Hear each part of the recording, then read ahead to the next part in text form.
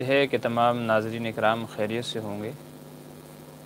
برادران اسلام، یہ آج کا ہمارا 32واں دینی لائیو سوال جواب پروگرام ہے۔ ہمارا جو پروگرام کا سلسلہ ہے یہ دینی مسئلے مسائل سیکھنے کے تعلق سے ہے کہ ہماری روزمرہ کی زندگی میں جو پیش آمدہ مسائل ہیں ان کے مختصر سوال جواب کا یہ پروگرام ہوتا ہے۔ ہفتے میں ایک بار ہوتا ہے، صرف اتوار کے دن، تاکہ جو ہماری ضرورتیں ہیں، جو ہمارے ساتھ مسائل پیش آتے ہیں یا آئیں گے، ان کے تعلق سے ہم لوگ رہنمائی اور رہبری حاصل کر سکیں، اس تعلق سے ہے۔ پروگرام کو شروع کرتے ہیں اللہ تبارک و تعالیٰ سے امید کرتے ہوئے اللہ تعالیٰ حق کہنے، سچ کہنے اور مسائل کو سیکھ کر کے ان کے مطابق عمل کی توفیق نصیب فرمائے۔ آج کا دن 15 شعبان کا دن ہے۔ جیسا کہ بعض ضعیف روایت سے معلوم ہوتا ہے کہ اس دن روزہ رکھنا آدمی کے لیے باعث خیر و برکت ہے۔ امید ہے کہ بہت سارے حضرات خیریت سے بھی ہوں گے۔ تو گزشتہ جو رات تھی وہ شب براءت جس کو کہا جاتا ہے، حدیث میں کہا گیا لیلۃ النصف من شعبان، شعبان کی 15ویں رات، جس میں عبادت کی فضیلت بھی ضعیف روایات سے ثابت ہے، اور اس میں عبادت کرنا، اپنے لیے، دوسروں کے لیے، مرحومین کے لیے دعائے مغفرت کرنا، اور جتنی بھی اللہ تبارک و تعالی ہمت دے، وسعت دے، دیگر عبادتیں انجام دینا آدمی کے لیے باعث خیر و برکت ہے۔ امید ہے بہت سارے احباب نے یہ تمام کام عبادتیں وغیرہ انجام بھی دی ہوں گی۔ تو آج کی گزشتہ رات اور آج کا دن دونوں ہی بہت ہی مبارک اور بہتر دن ہے، خیر و برکت والے دن ہیں۔ تو اس لیے کوشش کرنی چاہیے کہ ان دنوں میں جو اس طرح کے مواقع ہم کو میسر آتے ہیں ان کو جو ہے عبادت کر کے اللہ تبارک و تعالیٰ کی رضا اور خوشنودی کا ذریعہ بنائیں۔ ان میں جتنا زیادہ ہو سکے نیک عبادت کریں، نیک اعمال کریں، تاکہ اللہ تبارک و تعالیٰ راضی ہو جائیں، ہماری بخشش اور نجات کا ذریعہ بن جائے۔ جی تو شروع کرتے ہیں، دیکھتے ہیں آج کا پہلا سوال کیا ہے۔ جی سید احمد الہندی، ان کا سوال ہے شب برات میں کسی کا انتقال ہو جائے تو کیا اس کی بھی کوئی فضیلت ہے؟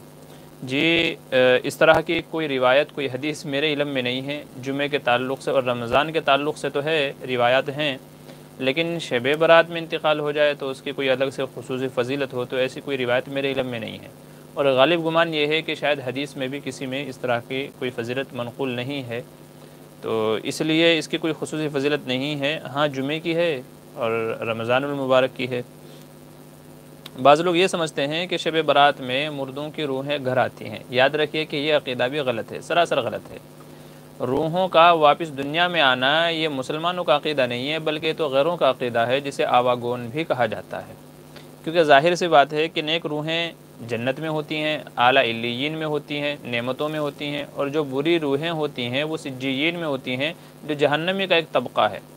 تو جو نیک روحیں ہیں وہ اعلیٰ علیین میں ہوتی ہیں، جو بری روحیں ہوتی ہیں تو وہ سجیین میں ہوتی ہیں۔ تو سوچنے کی بات ہے کہ نیک روحیں وہاں کی نعمتیں، راحتیں چھوڑ کر کے دنیا میں کیوں آنا چاہیں گے، اور جو بری روحیں ہیں تو ان کو فرشتے آنے نہیں دیں گے، تو بھلا فرشتوں سے چھوٹ کر کے وہ کہاں جائیں گے؟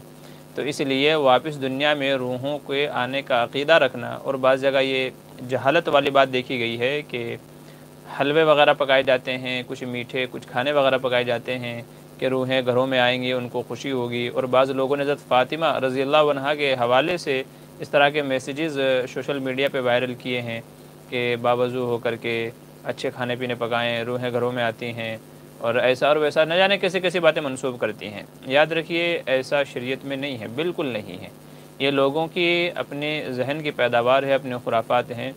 شریعت بڑی سیدھی سادی ہے اور بڑے آسان سے مسائل ہیں، اور اتنا آسان ہے کہ ہر کوئی چاہے اس پہ عمل کر سکتا ہے۔ جہاں بھی لگے کہ عمل کرنا مشکل ہو رہا ہے تو سمجھ جائیے کہ وہ شریعت کی نہیں بلکہ کہیں نہ کہیں دوسروں کی گھسائی ہوئی چیزیں ہیں، تو اس لیے ان چیزوں سے بچنا چاہیے۔ بہرحال یہ تھا جو ہے شب برات کے تعلق سے کوئی خصوصی فضیلت نہیں ہے مرنے والوں کی، اور روحیں بھی اس رات میں گھر میں نہیں آتی، غلط باتیں ہیں۔ بلکہ اس رات تو کیا، کسی رات میں بھی مردے واپس نہیں آتے، بلکہ وہ تا قیامت ابھی میدان حشر تک وہ وہیں رہتے ہیں، نیک لوگ اعلیٰ علیین میں، برے لوگ سجیین میں۔ جی سید احمد الہندی دوسرا سوال کرتے ہیں، یعنی شرک کس کو کہتے ہیں؟ دیکھیے شرک دو طرح سے ہے، ایک شرک فی الذات ہوتا ہے، ایک شرک فی الصفات ہوتا ہے۔ شرک فی الذات کا مطلب یہ ہے کہ اللہ کی ذات میں کسی کو شریک ماننا، ایک کے بجائے دو خدا ماننا، جیسے غیر لوگ 36 کروڑ اپنے معبودان باطلہ کو مانتے ہیں، وہ کہتے ہیں 36 کروڑ ان کے کیا ہیں، خدا ہیں۔ تو ایک کے سوا 2 3 4 جتنے بھی چاہیں خدا ماننا، تو یہ تو اللہ کی ذات میں شرک ماننا ہے۔ اور ایک ہوتا ہے شرک فی الصفات۔ شرک فی الصفت کا مطلب یہ ہے کہ جو اللہ کی صفتیں ہیں، اللہ کی مخصوص صفتیں ہیں، اس میں کسی اور کو شریک ماننا، یہ بھی شرک ہوتا ہے۔ جیسے اولاد دینا اللہ کی صفت ہے، کسی ولی، کسی پیر کے مزار پر، کسی درگاہ پہ جا کے آدمی یہ کہے، ان سے کہے جو درگاہ میں ہیں، جو وہاں مزار قبر کے اندر ہیں، کہ مجھے اولاد دے دو، تو یہ شرک فی الصفت ہوتا ہے۔ چونکہ اولاد دینا اللہ کی صفت ہے، روزی دینا اللہ کی صفت ہے، شفا دینا اللہ کی صفت ہے، بیماری دینا اللہ کی صفت ہے۔ تو شرک فی الصفت کا مطلب یہ ہوتا ہے کہ جو اللہ کی مخصوص صفتیں ہیں ان میں کسی اور بندے کو شامل کرنا، کہ یہ بھی روزی دے سکتا ہے، یہ بھی اولاد دے سکتا ہے، یہ بھی مشکل کشا ہے، یہ بھی مسئلے حل کر سکتا ہے، تو یہ شرک فی الصفت ہوا کرتا ہے، اور دونوں کے دونوں ہی شرک ہیں اور لائق معافی نہیں ہے۔ ان اللہ لا یغفر ان یشرک بہ ویغفر ما دون ذلک لمن یشاء، کہ اللہ تعالیٰ شرک کو معاف نہیں فرمائیں گے، وہ چاہے شرک کیسا بھی ہو۔ جی آگے محمد ساجد کا سوال ہے، کیا یہ صحیح حدیث سے ثابت ہے شب برات میں عبادت کرنا اور اگلے روز روزہ رکھنا چاہیے، خاص طور پر 15 شعبان کو؟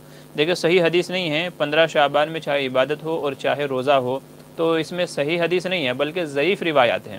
سنن ابن ماجہ میں ہے، ترمذی میں ہے، مسند ابی یعلا میں ہے، حضرت ابوبکر صدیق سے ہے روایت، اور حضرت عائشہ سے ہے، اور حضرت علی وغیرہ سے ہے۔ تو جتنی بھی روایتیں ہیں وہ سب کے سب ضعیف ہیں، لیکن علماء فرماتے ہیں کہ اس مسئلے میں ضعیف روایات کو مان لیا جائے گا، ان کے اعتبار کیا جائے گا، چونکہ ان کے مخالف میں کوئی روایت نہیں ہے۔ اگر اس کے مخالف میں کوئی روایت ہوتی کہ شعبان میں روزہ نہیں رکھنا، شعبان میں عبادت نہیں کرنا، تو کوئی اگر صحیح حدیث ہوتی تو ضعیف کو چھوڑ دیتے، لیکن چونکہ یہاں ضعیف ہی ضعیف ہیں اور وہ بھی فضائل کے اندر ہیں، تو محدثین کرام کے نزدیک فضائل جب جمع ہو جائیں تو پھر ان کے اوپر اعتماد کر لیا جاتا ہے اور ان کا اعتبار ہوتا ہے۔ بہت سارے علماء نے ایسے مسائل شمار کرائے ہیں کہ جن کی بنیاد صرف اور صرف فضائل جو ہے ضعیف روایات ہیں، کہ وہ مسائل ضعیف روایت سے ہی ثابت ہیں، چونکہ اس کے مخالف میں کوئی صحیح روایت نہیں ہے، تو اس لیے ان کا اعتبار کیا جائے گا۔ تو 15 شعبان کے بارے میں بھی ایسا ہی ہے، عبادت اور روزہ یہ ضعیف روایت سے ثابت ہے، لیکن لائق عمل ہے، چاہے تو عمل کر سکتے ہیں۔ شیخ الحدیث استاد محترم مفتی سعید احمد صاحب پالن پوری نور اللہ مرقدہ فرماتے ہیں کہ شب برات کے تعلق سے 4 باتیں ہیں جو ضعیف روایت سے ثابت ہیں، جن پر عمل ہو سکتا ہے، جن میں سے ایک یہ ہے کہ اگلے دن کا روزہ، رات کی عبادت تنہائی میں انفرادی طور پر اپنے گھر میں اللہ جتنی ہمت دے، یہ بھی حدیث سے ثابت ہے ضعیف روایت سے، اور ایسے ہی اگلے دن کا روزہ یہ بھی ثابت ہے۔ اور دوسرے یہ کہ اس رات میں جو ہے دعائیں قبول ہوتی ہیں، مغفرتیں ہوتی ہیں بندوں کی، اور چوتھا یہ کہ مشرک کی معافی نہیں ہوتی۔ تو یہ 4 باتیں ایسی ہیں جو ضعیف روایت سے ثابت ہیں، بقیہ صحیح اس سلسلے میں کوئی حدیث نہیں ہے۔ جی عبدالصمد کہہ رہے ہیں 3 دن کا اعتکاف کر سکتے ہیں کیا رمضان میں؟ جی اعتکاف تو کر سکتے ہیں، لیکن رمضان کا جو اعتکاف ہوگا تو یہ نفل اعتکاف ہوگا 3 دن کا۔ اگر کسی کو سنت اعتکاف رکھنا ہے یا کرنا ہے تو پھر وہ 20 رمضان سے ہوتا ہے، 20 رمضان سے ہوتا ہے چاند دکھنے تک کے، عید کا چاند دکھنے تک کے، تو وہ سنت اعتکاف ہوتا ہے۔ باقی نفل اعتکاف آپ 3 دن کا کر لیں، 2 دن کا کر لیں، 1 دن کا کر لیں، جتنے دن کا چاہے کر سکتے ہیں۔ نفل اعتکاف میں کوئی قید نہیں ہے۔ ہاں سنت ہے جو آخر عشرے کا ہے تو پھر وہ 20 سے لے کر کے چاند دکھنے تک کا ہے۔ اچھا سید احمد علندی کہہ رہے ہیں الوہیت میں شرک کرنے کا مطلب کیا ہے اور اس کی قسم بیان فرمائیے۔ آپ میرا امتحان لے رہے ہیں کیا بھائی؟ الوہیت میں نے آپ کو شرک فی ذات، شرک فی صفات، میں نے اس اعتبار سے میں نے تعریف کر دی آپ کے سامنے کہ اس سے آپ کی تمام باتوں کا جواب اسی میں ہو گیا ہے۔ چاہے تو اس کو دوبارہ سن لیجیے گا، انشاءاللہ آپ کے تمام سوالات کا جواب اسی میں ہو جائے گا۔ عثمان شیرو کہہ رہے ہیں رمضان کیا کہہ رہے ہیں رمضان میں حالت کی وجہ سے دن میں صرف پارسل کے لیے ہوٹل کھولنا کیسا ہے؟ حالت اچھا جی رمضان میں ہوٹل کھول سکتے ہیں، تاکہ ضروری نہیں ہے کہ کوئی مسلمان ہی آئے، غیر لوگ بھی آتے ہیں کھانے کے لیے، کوئی ضرورت مند بھی آتا ہے، کوئی محتاج بھی آتا ہے، تو پارسل وغیرہ کی نیت سے کہ بھئی کوئی ضرورت مند ہوگا، کوئی کھا لے گا، کوئی بیمار بھی ہو سکتا ہے جس کو ڈاکٹر نے روزہ رکھنے سے منع کیا، بہت سارے لوگ ایسے ہوتے ہیں۔ تو کہنے کا مطلب یہ ہے کہ صرف پارسل کے لیے جیسا کہ آپ نے عرض کیا ہے، تو رمضان میں ہوٹل کھولنے کی گنجائشیں کھول سکتے ہیں تاکہ ضرورت مندوں کی مدد ہو سکے، ورنہ بسا اوقات ایسا ہوتا ہے کہ گھر میں کھانا نہیں بنا، چونکہ سب لوگ کیا ہے روزے سے ہیں، اب ایک بندے کے لیے کھانا بنانا بڑا مشکل ہوتا ہے، تو لوگ کیا کرتے ہیں ہوٹل وغیرہ سے منگوا لیتے ہیں، تو اس نسبت سے کھول سکتے ہیں، کوئی مذائقہ نہیں ہے۔ آج کل ویسے بھی لوگوں کی حالت پتلی ہے، حالات کے سب مارے ہوئے ہیں، تو تاکہ اللہ تعالیٰ روزی کا کوئی انتظام فرما دے، اس اعتبار سے بھی کھول سکتے ہیں۔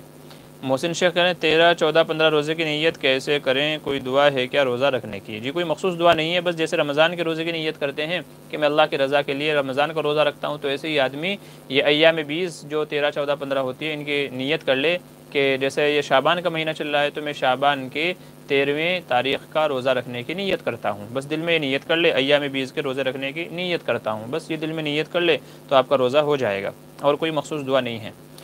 محمد ہاشم کا سوال ہے اگر کسی کا شوہر گم ہو جائے تو بیوی کتنے دن روکے گی پھر شادی کرے گی؟ جی اگر کسی کا شوہر گم ہو جائے تو علماء فرماتے ہیں، ہم احناف کے یہاں تو مسئلہ بڑا سخت ہے، کہتے ہیں کہ 90 سال تک عورت انتظار کرے گی، کیونکہ 90 سال میں یہ یقینی بات ہو جائے گی کہ شوہر مر گیا ہوگا 90 سال۔ لیکن اس مسئلے میں ہم لوگ علماء مالکیہ پر ان کے مسئلے کے مطابق عمل کرتے ہیں، مالکی جو مسئلہ ہے ان کے مطابق یہ عمل کرتے ہیں۔ ان کے یہاں مسئلہ یہ ہے کہ اگر کسی کا شوہر گم ہو جائے تو عورت اپنا قاضی کے پاس جا کر کے دعویٰ کرے کہ میرا شوہر گم ہو گیا ہے، میں نے بہت ڈھونڈا، بہت تلاش کیا، اخبارات میں بھی دیا، اور جہاں بھی جو بھی ذرائع ہو سکتے تھے میں نے سب جگہ تلاش کرنے کی کوشش کی، سب ذرائع سے، لیکن مجھے شوہر کے اطلاع کی کوئی خبر نہیں ملی ہے، لہٰذا آپ نکاح کو فسخ کر دیں۔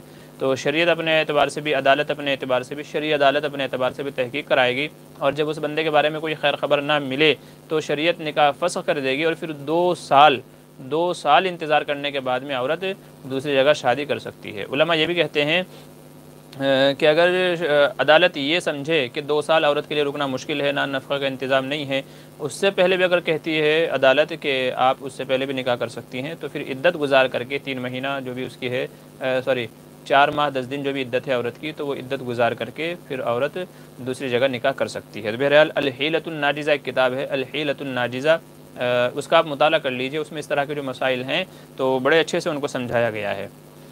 نور الحق کا سوال ہے، شیطان کی پیدائش آگ سے ہوئی ہے اور انسان کی مٹی سے، سوال یہ ہے کہ جب شیطان آگ سے پیدا ہوا ہے تو پھر دوزخ میں کیسے جلے گا، آپ رہنمائی فرمائیں۔ جی دیکھیے، علماء نے اس کے جوابات بہت سارے دیے ہیں، علماء نے۔ ایک مثال کے طور پہ یہ سمجھ لیجئے، اس کو سمجھانے کے لیے بڑا آسان طریقہ ہے کہ ہم مٹی سے پیدا ہوئے ہیں، لیکن اگر کسی کو مٹی میں زندہ دفنا دیا جائے تو آپ یہ بتائیے اس کو تکلیف ہوگی کہ نہیں ہوگی؟ مٹی سے بنے ہیں تو ہم کو مٹی میں گاڑنے میں یا ہمارے چہرے پہ مٹی ڈالنے میں تکلیف نہیں ہونی چاہیے، لیکن تکلیف ہوتی ہے۔ ایسے ہی شیطان کو بھی آگ کا عذاب دیا جائے گا، بھلے ہی وہ مٹی سے بنا ہے، لیکن اس کو اس سے تکلیف ہوگی۔ دوسرا جواب علماء نے یہ دیا ہے کہ شیطان آگ سے بنا ہے تو اس کے لیے آگ کو ٹھنڈی کر دی جائے گی، آگ کو اس کے لیے ٹھنڈا کر دیا جائے گا۔ جیسے برف سے آدمی کو تکلیف ہوتی ہے تو ایسے ہی جو آگ سے بنا ہوا ہے، آگ پانی سے بجھ جاتی ہے تو وہ آگ کے اندر ٹھنڈا تاثیر پیدا کر دی جائے گی کہ جس سے اس کو تکلیف ہوگی۔ جیسے قلنا یا نار کونی بردا وسلاما علی ابراہیم، حضرت ابراہیم علیہ السلام پر آگ کو ٹھنڈا کر دیا گیا تھا، تو شیطان آگ سے بنا ہے تو آگ کے اندر ٹھنڈی تاثیر پیدا کر دی جائے گی جس سے اس کو تکلیف ہوگی۔ تو اس طرح کے کئی سارے جوابات علماء نے دیے ہیں۔ سیفی السلام علیکم ورحمۃ اللہ۔ جی وعلیکم السلام۔ محمد زہیب، حضرت مجھے غصہ بہت آتا ہے کبھی کبھی، پھر کیا کروں حضرت؟ دیکھیں، غصے کا علاج حدیث میں یہ بتایا گیا کہ آدمی اعوذ باللہ من الشیطان الرجیم پڑھ لے، جب بھی اس کو غصہ آئے تو اعوذ باللہ من الشیطان الرجیم پڑھ لے، اور بائیں طرف 3 مرتبہ تھوک دے، تھوک نہ بھی آئے تو بھی تھتکار دے۔ اور بتایا گیا حدیث میں کہ اگر آدمی کو جس وقت غصہ آ رہا تھا تو وضو کر لے، تو انشاءاللہ وضو کرنا اس کے لیے اعوذ باللہ من الشیطان الرجیم پڑھ لے، جو ہے تھتکار دے 3 مرتبہ بائیں طرف، اور پھر جا کر کے وضو کر لے۔ اگر کھڑا ہے تو بیٹھ جائے، بیٹھا ہے تو لیٹ جائے، اور یا تو گھر سے باہر نکل کر کے چلا جائے۔ تو یہ کچھ طریقے ایسے ہیں انشاءاللہ کہ اس سے اچھے غصیارے لوگوں کا غصہ کیا ہو جائے گا، شانت ہو جائے گا۔ انشاءاللہ امید ہے کہ اس سے افاقہ ہوگا، تو آپ اس طریقے سے عمل کرنے کی کوشش کریں۔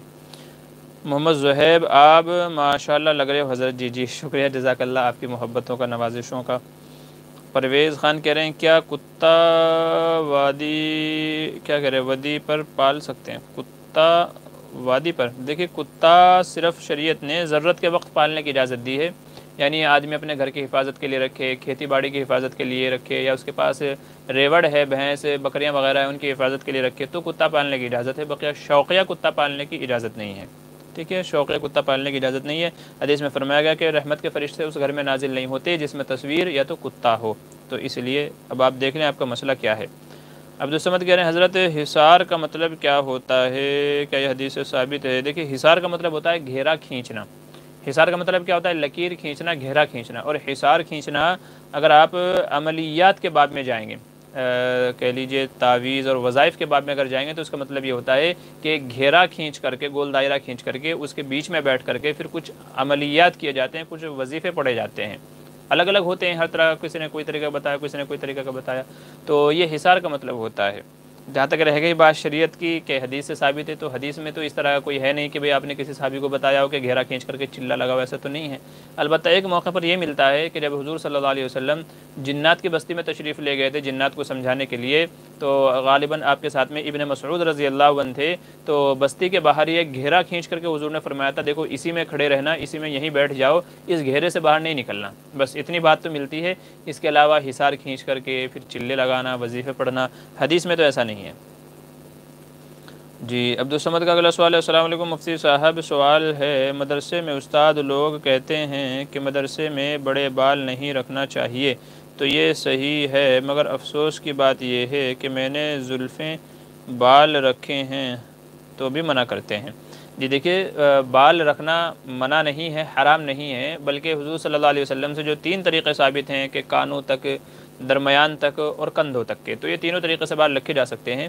رہ گئے اہل مدارس والے، تو اہل مدارس اس لیے منع کرتے ہیں چونکہ جو ہمارے بال ہیں وہ ہمارے جسم، ہمارے دماغ کی طاقت کو کھاتے ہیں، سر کی طاقت کو کھینچتے ہیں، وہ کھاتے ہیں وہ، تو اس لیے منع کرتے ہیں کہ بھئی تمہارے دماغ کا کام ہے، زور کا کام ہے، محنت کا کام ہے، تو اس لیے بال چھوٹے چھوٹے رکھو تاکہ سر کو ہوا لگے اور سر کی دماغ کی طاقت و قوت محفوظ رہے، تو اس لیے منع کرتے ہیں۔ اور ان کا منع کرنا اس جگہ بھی صحیح ہے، ہمیں بھی بچپن میں بڑا شوق تھا، ہم بھی رکھتے تھے، مگر والد صاحب منع فرماتے تھے، تو ہم کہتے تھے کہ یار ابا جی خود تو رکھتے ہیں، مطلب ذہن میں کہتے تھے، ان کے سامنے تو کہنے کی ہمت نہیں تھی، تو اپنے ذہن میں کہتے تھے کہ والد صاحب خود تو بڑے بال رکھتے ہیں، سنتی بال رکھتے ہیں، مگر ہم کو رکھنے سے منع فرماتے ہیں۔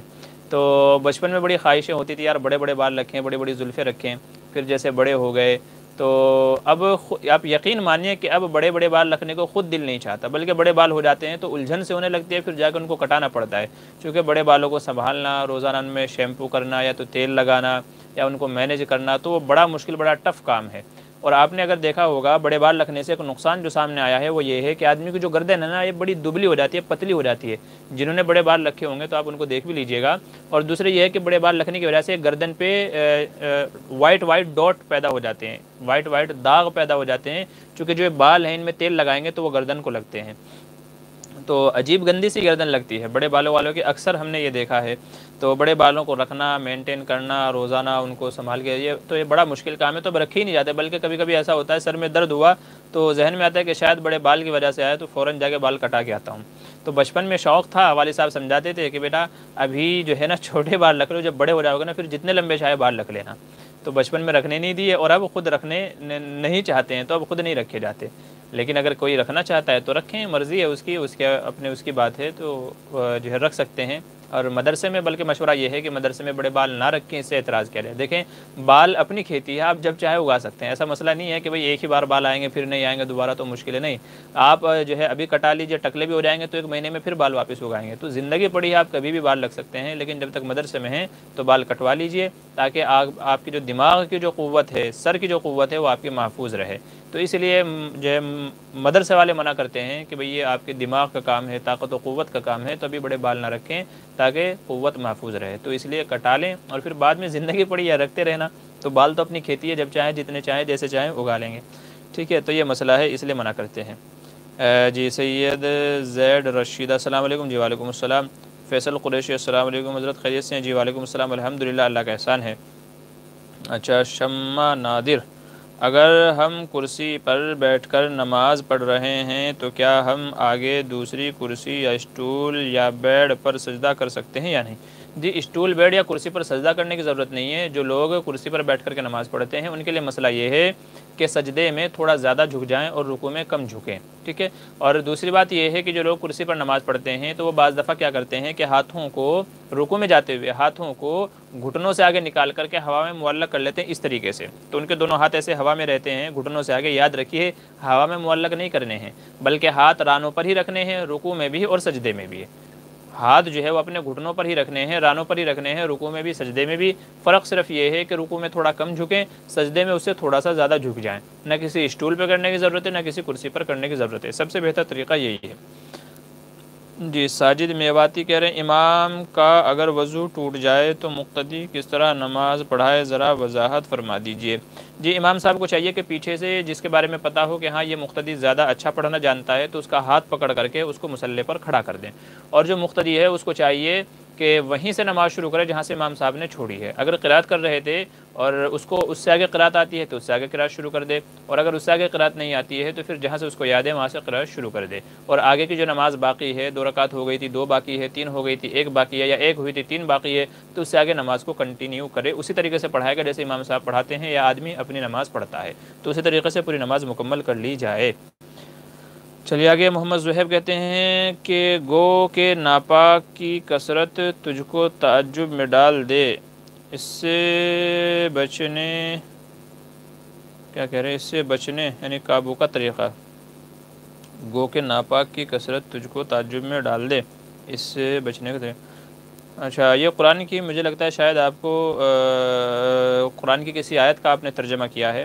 اس کا مطلب یہ ہے کہ کبھی کبھی ایسے ہوتی ہے گندی چیزیں آدمی کو تعجب میں ڈال دیتی ہیں اور آدمی اس کی طرف اٹریکٹ ہوتا ہے، کھینچتا چلا جاتا ہے، تو فرمایا گیا کہ اس سے جو غلط چیزیں ہیں، ناپاک چیزیں ہیں، ظاہر ہے کہ ان کے اندر خیر و برکت نہیں ہے، تو اس لیے ان سے بچنا نہیں چاہیے اور اس کے اوپر تعجب نہیں کرنا چاہیے۔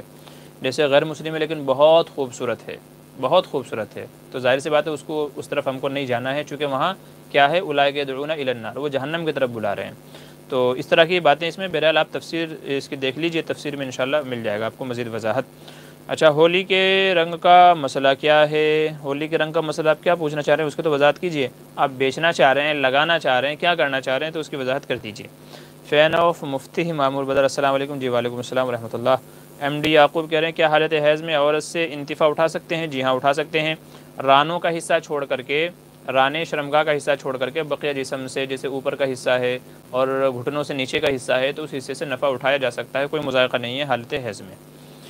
ایم ڈی شبیر یا صابر کہہ رہے ہیں السلام علیکم ورحمۃ اللہ وبرکاتہ۔ حضرت مسئلہ یہ ہے کہ عورت اپنے شوہر کی کوئی بات نہیں مانتی، نہ کوئی خواہش پوری کرتی ہے اور نہ شوہر کے گھر کے لوگوں کا کوئی خیال کرتی ہے، ایسی صورت میں شوہر کو کیا کرنا چاہیے؟ بھائی اس کے گھر والوں کو بلائیں، سمجھائیں، کوئی اور ایسا مؤثر آدمی ہو کہ عورت جس کی بات مانتی ہو تو اس کے ذریعے سے عورت کو سمجھانے کی کوشش کریں۔ دیکھیں اللہ تبارک و تعالیٰ نے قرآن کریم میں 4 طریقے بیان کیے ہیں، واللاتی تخافون نشوزہن، کہ جن عورتوں کی طرف سے تمہیں یہ خوف ہے کہ وہ نافرمانی کرتی ہیں، نافرمان ہیں، تو ایسی عورتوں کو 4 طریقے سے آپ سمجھائیے۔ واللاتی تخافون نشوزہن فعظوہن، سب سے پہلے کیا؟ واعظ و نصیحت، بھائی ان کو سمجھاؤ، طریقے بتاؤ، فائدے بتاؤ، نقصان بتاؤ، تو سمجھانے بجھانے سے کام چلاؤ۔ اگر تب بھی نہ مانے وَاهْجُرُوهُنَّ فِي الْمَضَاجِعِ، بستر علیحدہ کر لو، اس کے پاس نہ سو، اپنا الگ سو، تاکہ اس کو تھوڑا احساس ہو کہ میرا شوہر اور میرا مجازی خدا میرے سے الگ ہو کر کے سو رہا ہے۔ آپ بستر الگ کر لو، الگ روم میں جا کے سو جاؤ، تاکہ اس کے دل پہ چوٹ لگے اور اس کو احساس ہو اور وہ سمجھ جائے۔ اگر پھر بھی نہ مانے وَاضْرِبُوهُنَّ، پھر فرمایا گیا کہ ان کو ہلکی مار مارو، ایسی مار جس سے تنبیہ ہو، ایسی مار نہیں کہ جس سے اس کو چوٹ لگے یا تو وہ اور باغی ہو جائے اور نافرمان ہو جائے، ایسی نہیں، بلکہ ہلکی پھلکی، ہلکا چپت لگا دیا یا کچھ اور اس طریقے کے، تو اس طریقے سے تنبیہ کرنی چاہیے کہ جس سے اس کو احساس ہو جائے۔ یہ تیسرا طریقہ۔ اگر پھر بھی نہ مانے تو فرمایا گیا کہ پھر ان کے گھر والوں کو بلاؤ، اپنے گھر والوں کو بلاؤ اور بلا کر کے بٹھا کر کے سمجھاؤ، صلح صفائی کرو، اس طریقے سے۔ تو یہ 4 طریقے ہیں، اگر ان 4 طریقوں سے باوجود سمجھانے کے بھی نہ مانے اور زندگی گزارنا مشکل ہو جائے، ایک دوسرے کے ساتھ میں رہنا مشکل ہو جائے، نباہ کی شکل نہ بنتی ہو کوئی، تو پھر اللہ تبارک و تعالیٰ نے ایک طلاق کا راستہ رکھا ہے کہ آدمی پھر طلاق دے کر کے علیحدہ ہو جائے، کیونکہ زندگی کا مطلب ہوتا ہے ہنسی خوشی راحت و آرام کے ساتھ گزارنا۔ اگر کسی گھر میں ہنسی خوشی نہیں ہے، راحت و آرام نہیں ہے، اتفاق و اتحاد نہیں ہے، تو پھر اپنی اور دوسروں کی زندگی کو جہنم بنا کر کے ساتھ رہنے کا کوئی مطلب نہیں ہے۔ طلاق کا آپشن اسی لیے ہے کہ اگر نہیں جم رہی ہے تو علیحدہ ہو جاؤ، آپ کہیں اور کر لو، یہ کہیں اور کر لے، تو یہ اخیر درجہ ہے، سب سے اخیر کا درجہ۔ اس سے پہلے سب سے ضروری بات یہ ہے کہ اگر عورت نافرمان ہے تو آپ وجہ تلاش کریں کیوں نافرمان ہے۔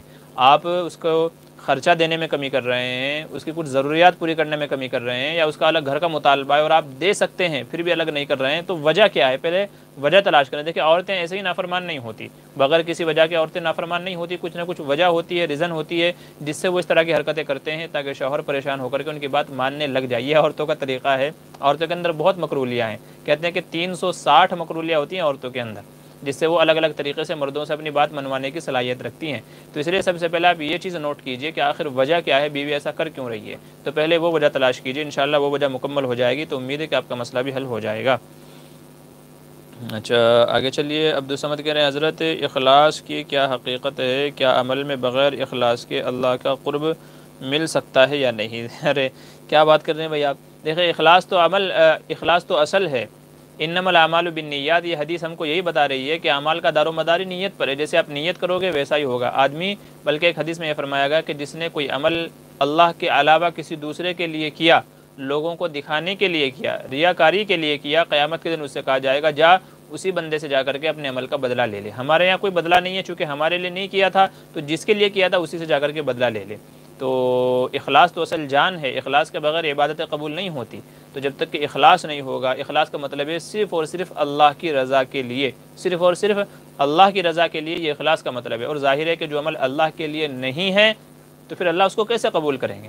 اللہ اس کو کیسے قبول کریں گے؟ ظاہر سی بات ہے کہ جو عمل ہم کر رہے ہیں کسی کے لیے اور وہ اسی کے لیے نہ ہو بلکہ کسی اور کے لیے ہو تو بندہ تو ناراض ہوگا۔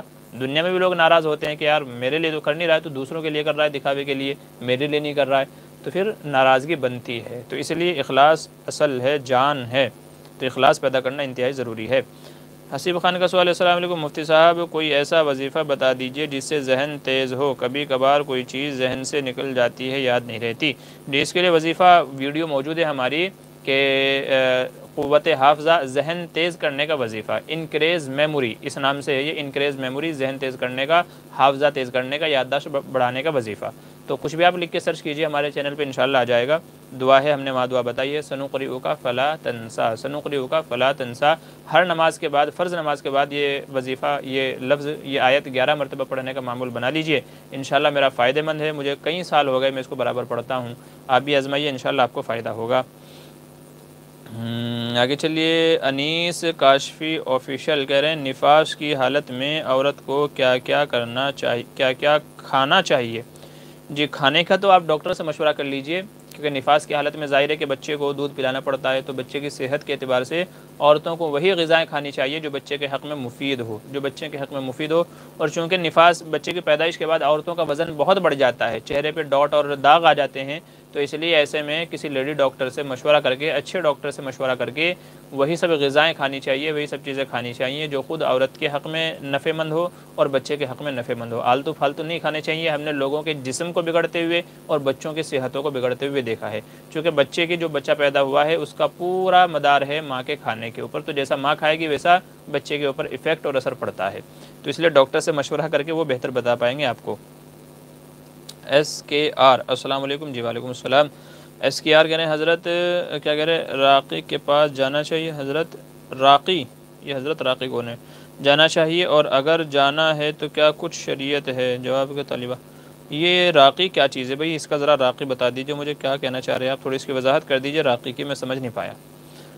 اسلام کی تعلیم ٹی وی، ان کا سوال ہے مفتی صاحب ایک سوال ہے، موبائل کال فرنس پہ بات ہو رہی تھی میرا اس لڑکی سے جس سے شادی ہو نہیں ہے یا ہو رہی ہے، ہم نے ایک دوسرے کو کہا قبول ہے، یعنی نکاح ایک لڑکا گواہ کے طور پر تھا، تو کیا نکاح ہو جائے گا لڑکی کا؟ دیکھیے، نکاح کے قبول ہونے کے لیے، نکاح کے منعقد ہونے کے لیے ایک شرط ہے کہ جس مجلس میں نکاح ہو رہا ہو وہاں پر دو گواہ موجود ہوں، لڑکا لڑکی دونوں ایک ہی جگہ موجود ہیں، ایک ہی جگہ، فون پہ نہیں، فون پہ ہیں تو دونوں کی جگہ الگ الگ ہے، پلیس الگ ہیں، وہ سہارنپور میں ہے، یہ دلی میں ہے، یہ دلی میں ہے، وہ ممبئی میں ہے، اور گواہ کہیں چندی گڑھ میں بیٹھا ہوا ہے کسی دوسرے اس میں جگہ، نہیں، بلکہ جس گھر میں، اسی جگہ، مثال کے طور پہ یہاں میں اگر کسی سے نکاح کرنا چاہتا ہوں تو میرے گھر میں لڑکی بھی ہونی چاہیے میں جس سے نکاح کر رہا ہوں، اور دو گواہ بھی ہونے چاہیے تو نکاح ہوگا۔ اور اگر میں یہاں بیٹھا ہوں، لڑکی کہیں اور ہے، گواہ کہیں اور ہے، صرف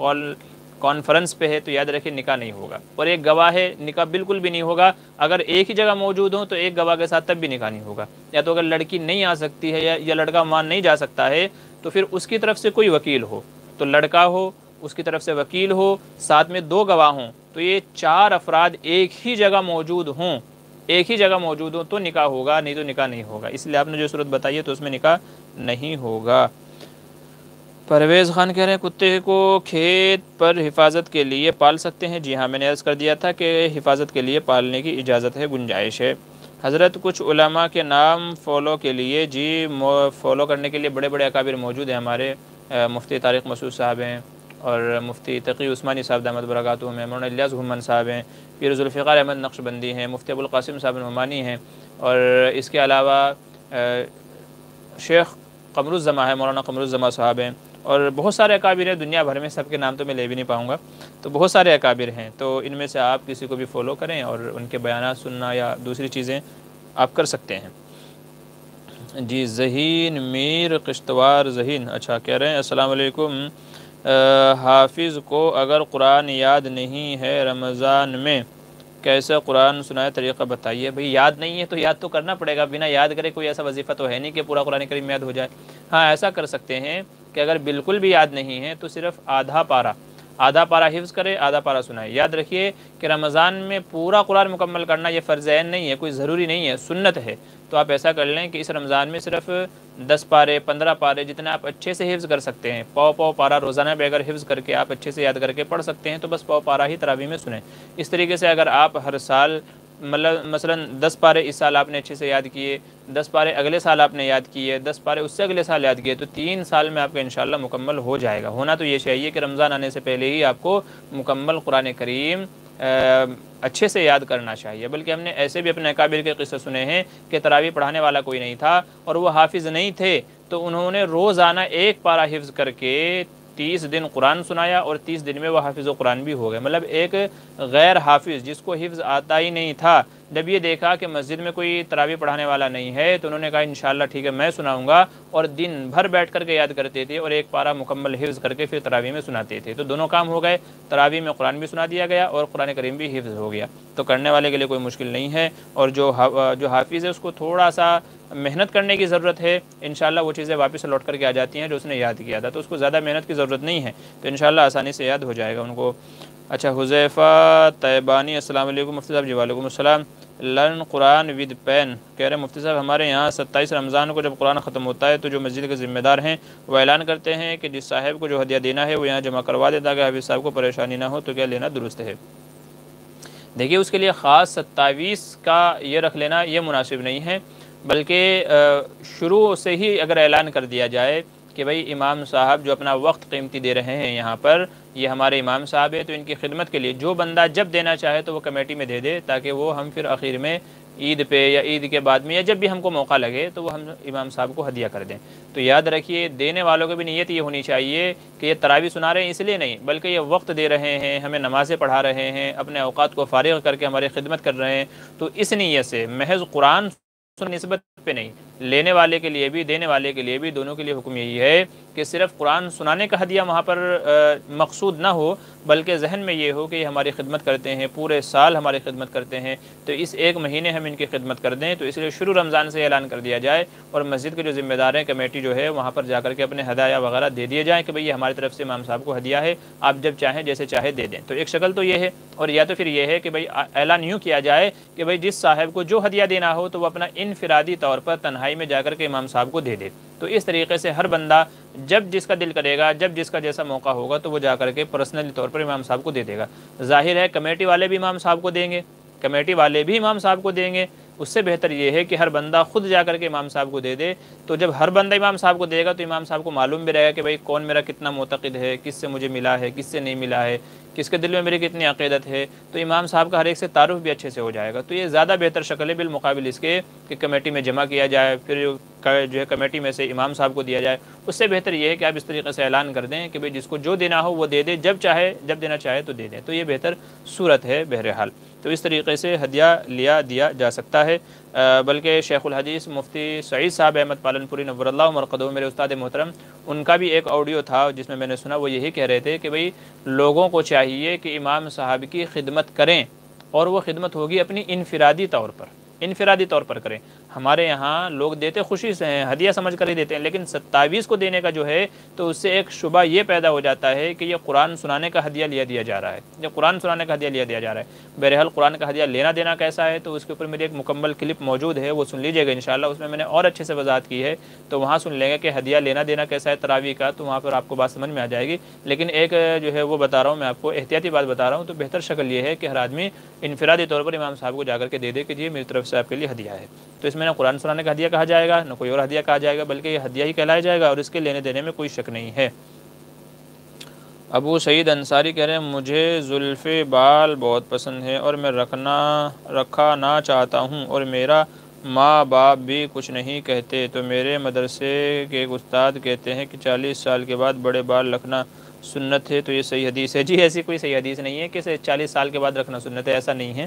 وہ جو استاد ہوں گے تو ان سے میری بات کرا دینا، انشاءاللہ میں سمجھا دوں گا آپ کے تعلق سے ان کو کہ بھئی ان کو رکھنے کا شوق ہے تو ان کو رکھنے دیا جائے۔ تو اگر ایسا ہے تو میری بات کرا دیجیے گا، ٹھیک ہے۔ ذہین میر کہہ رہے ہیں مفتی صاحب شب برات مینس بتاؤ۔ شب برات کا مطلب ہوتا ہے 15 شعبان کی رات۔ 15 شعبان کی رات جو رات گزر گئی ہے تو اس کو شب برات کہا جاتا ہے۔ شب برات یہ فارسی کا لفظ ہے، شب کے معنی ہے رات اور برات کے معنی ہے خلاصے اور چھٹکارا۔ شب برات کا مطلب ہے کہ خلاصہ اور چھٹکارے کی رات، مغفرت کی رات۔ چونکہ حدیث میں آپ صلی اللہ علیہ وسلم نے فرمایا، جیسا کہ ضعیف روایت میں ہے، کہ اللہ تعالیٰ اس رات میں بنو کلب کی بکریوں کے بالوں کے تعداد کے برابر بندوں کی مغفرت فرماتے ہیں، تو اس لیے لوگوں نے اس کا نام، علماء نے اس کا نام شب برات یعنی مغفرت والی رات رکھ لیا ہے۔ حدیث میں تو لیلۃ النصف من شعبان کہا گیا، حدیث میں شب برات کا لفظ نہیں ہے، چونکہ شب برات تو فارسی کا لفظ ہے، تو یہ علماء نے اس کا نام رکھ لیا ہے شب برات یعنی مغفرت والی رات، تو اس کا معنی ہے مغفرت والی رات۔ محمد حارث عالم شیخ السلام علیکم وعلیکم السلام، حیض نفاس کی کتنی قسمیں ہیں؟ سب کی وجہ بیان کر دیں، مہربانی ہوگی۔ آپ ایسا لگ رہا ہے جیسے میں امتحان حال میں بیٹھا ہوں اور آپ نے لکھا ہوا کہ بھئی حیض نفاس کی کتنی قسمیں ہیں، سب کو بیان کر دیجئے اور قلم توڑ دیجئے، جیسا کہ اس میں آتا ہے۔ حیض و نفاس کی کتنی قسمیں ہیں؟ لیکن نفاس کی تو ظاہر سی بات ہے کہ ایک ہی ہے، بچے کی پیدائش کے بعد جو خون آتا ہے تو وہ نفاس ہی ہوتا ہے۔ البتہ حیض میں خون تو آپ کہہ سکتے ہیں کہ حیض میں کتنے کلر کا خون ہوتا ہے، حیض کتنی قسم کا ہوتا ہے یہ سمجھ سے باہر ہے۔ حیض بھی ایک ہی قسم کا ہوتا ہے، نفاس بھی ایک ہی قسم کا ہوتا ہے۔ حیض کی مدت کم سے کم 3 دن ہے اور زیادہ سے زیادہ 10 دن ہے۔ نفاس کی کم سے کم کی کوئی مدت نہیں ہے اور زیادہ سے زیادہ نفاس کی مدت 40 دن ہے۔ 40 دن سے جو زیادہ آئے گا تو وہ استحاضہ یعنی بیماری کا خون کہلائے گا۔ اب رہ جاتی ہے بات عادت کی، کسی عورت کی عادت 3 دن کی ہے، کسی کی 4 کی ہے، کسی کی 6 دن کی ہے، تو وہ عادت کے اعتبار سے کبھی عادت بدل جاتی ہے، کبھی عادت جو کی تو باقی رہتی ہے۔ رہ گئی بات خون کی، تو خون فرمایا گا کہ جب تک کہ وائٹ خون نہ آنے لگے، جب تک کہ خون بالکل صاف نہ آنے لگے، تب تک کہ وہ حیض وغیرہ کا ہی خون سمجھا جائے گا۔ تو خون کئی طرح کے آتے ہیں، مٹیالے رنگ کا آتا ہے، گدلے رنگ کا آتا ہے، لال کلر کا آتا ہے، اور جو ہے بہت زیادہ لال کلر، تو کئی سارے کلر کے وہ آتے ہیں۔ تو فرمایا گا کہ جب تک کہ سفیدی ظاہر نہ ہو جائے تب تک کہ وہ حیض ہی کہلائے گا۔ اگر اس میں کچھ اور رہ گیا ہو یا کوئی اور بات آپ کے ذہن میں ہو تو اس کو الگ سے بیان کیجئے، سوال مبہم مت پوچھا کیجئے کہ سوال مبہم آپ کا ہو جاتا ہے کہ جواب دینا مشکل ہو جاتا ہے۔ آپ کو جس خاص جزء کے تعلق سے ہے، جو بات آپ کے ذہن میں ہے، تو اس کو سامنے رکھ کر کے بیان کیجئے تاکہ ہمیں جواب دینے میں آسانی ہو جائے۔ محسن شیخ کہہ رہے ہیں کسی بھی مسجد میں نماز پڑھ سکتے ہیں کیا؟ جی ہاں، کسی بھی مسجد میں نماز پڑھی جا سکتی ہے۔ پوری روئے زمین اللہ تعالیٰ نے مسلمانوں کے لیے مسجد بنا دی ہے، تو آدمی کہیں بھی نماز پڑھ سکتا ہے۔ شرط یہ ہے کہ بعض جاہل وہ لوگ نہ ہوں جنہوں نے اپنی مسجدوں کے باہر بورڈ جو لگا رکھے ہیں کہ یہاں فلاں کا آنا منع ہے، تو پھر ایسی مسجدوں میں نہ جائیں، ورنہ پھر آپ کے لیے مشکلیں کھڑی ہو سکتی ہیں۔ تو جن لوگوں نے آپ کو اندر آنے سے منع کیا ہوا ہے، ایسے لوگوں کی مسجدوں میں نہ جائیں، نہیں تو باقی کسی کے یہاں بھی آپ جا کر کے نماز پڑھ سکتے ہیں، کسی بھی مسجد میں نماز پڑھ سکتے ہیں۔ مسجد اللہ کا گھر ہیں، جو آنے سے روکتا ہے تو وہ ظلم کرتا ہے۔ قرآن کریم میں کہا گیا وَمَنْ أَظْلَمُ مِمَّنْ مَنَعَ مَسَاجِدَ اللَّهِ أَنْ يُذْكَرَ فِيهَا، کہ اس سے بڑا ظالم کون ہو سکتا ہے کہ جو اللہ کا ذکر کرنے سے روکے، مسجد میں آنے سے روکے، تو اس سے بڑا ظالم کون ہو سکتا ہے؟ تو کسی بھی مسجد میں جایا جا سکتا ہے۔ عجیب قسم کے جاہل لوگ ہیں کہ جنہوں نے مسجدوں کے باہر بورڈ لگا رکھے ہیں کہ یہ فلاں کی مسجد ہے، اس میں وہ نہ آئے، یہ نہ آئے، وہ نہ آئے، وہ نہ آئے۔ عجیب قسم کے لوگ ہیں، اللہ ان کو ہدایت دے، عقل سلیم دے۔ عاطف اسلم کہہ رہے ہیں السلام علیکم مفتی صاحب۔ جی وعلیکم السلام۔ فرض نماز کے تیسری چوتھی رکعت میں سورہ فاتحہ پڑھنا چاہیے کہ نہیں؟ قرآن حدیث کی روشنی میں وضاحت کریں۔ جی پڑھنا چاہیے، صرف سورہ فاتحہ پڑھنی چاہیے، سورہ فاتحہ کے علاوہ کوئی دوسری صورت نہیں ملانی چاہیے۔ ہاں اگر آپ نے دوسری صورت ملا لی ہے تو بھی نماز ہو جائے گی، یہ فرض نماز کی بات ہے۔ باقی سنت اور نوافل کی ہر رکعت میں سورہ فاتحہ کے ساتھ میں صورت ملانی ہے۔ فرضوں میں صرف سورہ فاتحہ یعنی تیسری اور چوتھی میں، اور نوافل میں سنتوں میں ہر رکعت میں۔ اچھا عبدالصمد کہہ رہے ہیں حضرت پیڑا کیسے ہوتا ہے اخلاص؟ اچھا پیدا کیسے ہوتا ہے اخلاص؟ جی اللہ تبارک و تعالیٰ کے رحمت پہ غور کرے، اس کی جو بنائی ہوئی دنیا ہے، کائنات ہے، چیزیں ہیں، ان چیزوں میں غور و فکر کرے، لا الہ الا اللہ محمد الرسول اللہ، اس کی زیادہ سے زیادہ ضربے لگائیں، زیادہ سے ذکر کرتے رہیں، تو اللہ تبارک و تعالیٰ کا زیادہ سے زیادہ ذکر کرنا اخلاص کو پیدا کرتا ہے، اللہ کا دھیان اور توجہ کو پیدا کرتا ہے، اور اسی سے اخلاص پیدا ہوتا ہے۔ جاوید خان کہہ رہے ہیں غیر مسلم شخص کا پیسہ کسی کے پاس ہو اور غیر مسلم کا انتقال ہو جائے، پھر زید اس کے پیسے صدقہ کر دے تو کیا حکم ہے؟ بھائی پیسہ صدقہ نہیں کرنا ہے، جس کا حق ہے اگر وہ نہیں رہا ہے تو اس کے وارثوں کو جا کر کے دے۔ ظاہر سی بات ہے مرنے والے کے وارث تو رہیں گے، ماں باپ بھائی بہن دوسرے رشتہ دار تو رہیں گے نا، تو جا کر کے ان کو دیں کہ بھئی یہ تمہارے فلاں شخص کا میرے پاس پیسہ تھا۔ اب ان کی مرضی ہے، وہ اس کو خود رکھیں، تقسیم کریں، صدقہ کریں، جو بھی چاہیں وہ کر سکتے ہیں، لیکن آپ کے لیے صدقہ کرنا حلال نہیں ہے، بھلے ہی وہ غیر مسلم کیوں نہ ہو، بلکہ اس کے ورثاء کو جا کر کے دے دیا جائے۔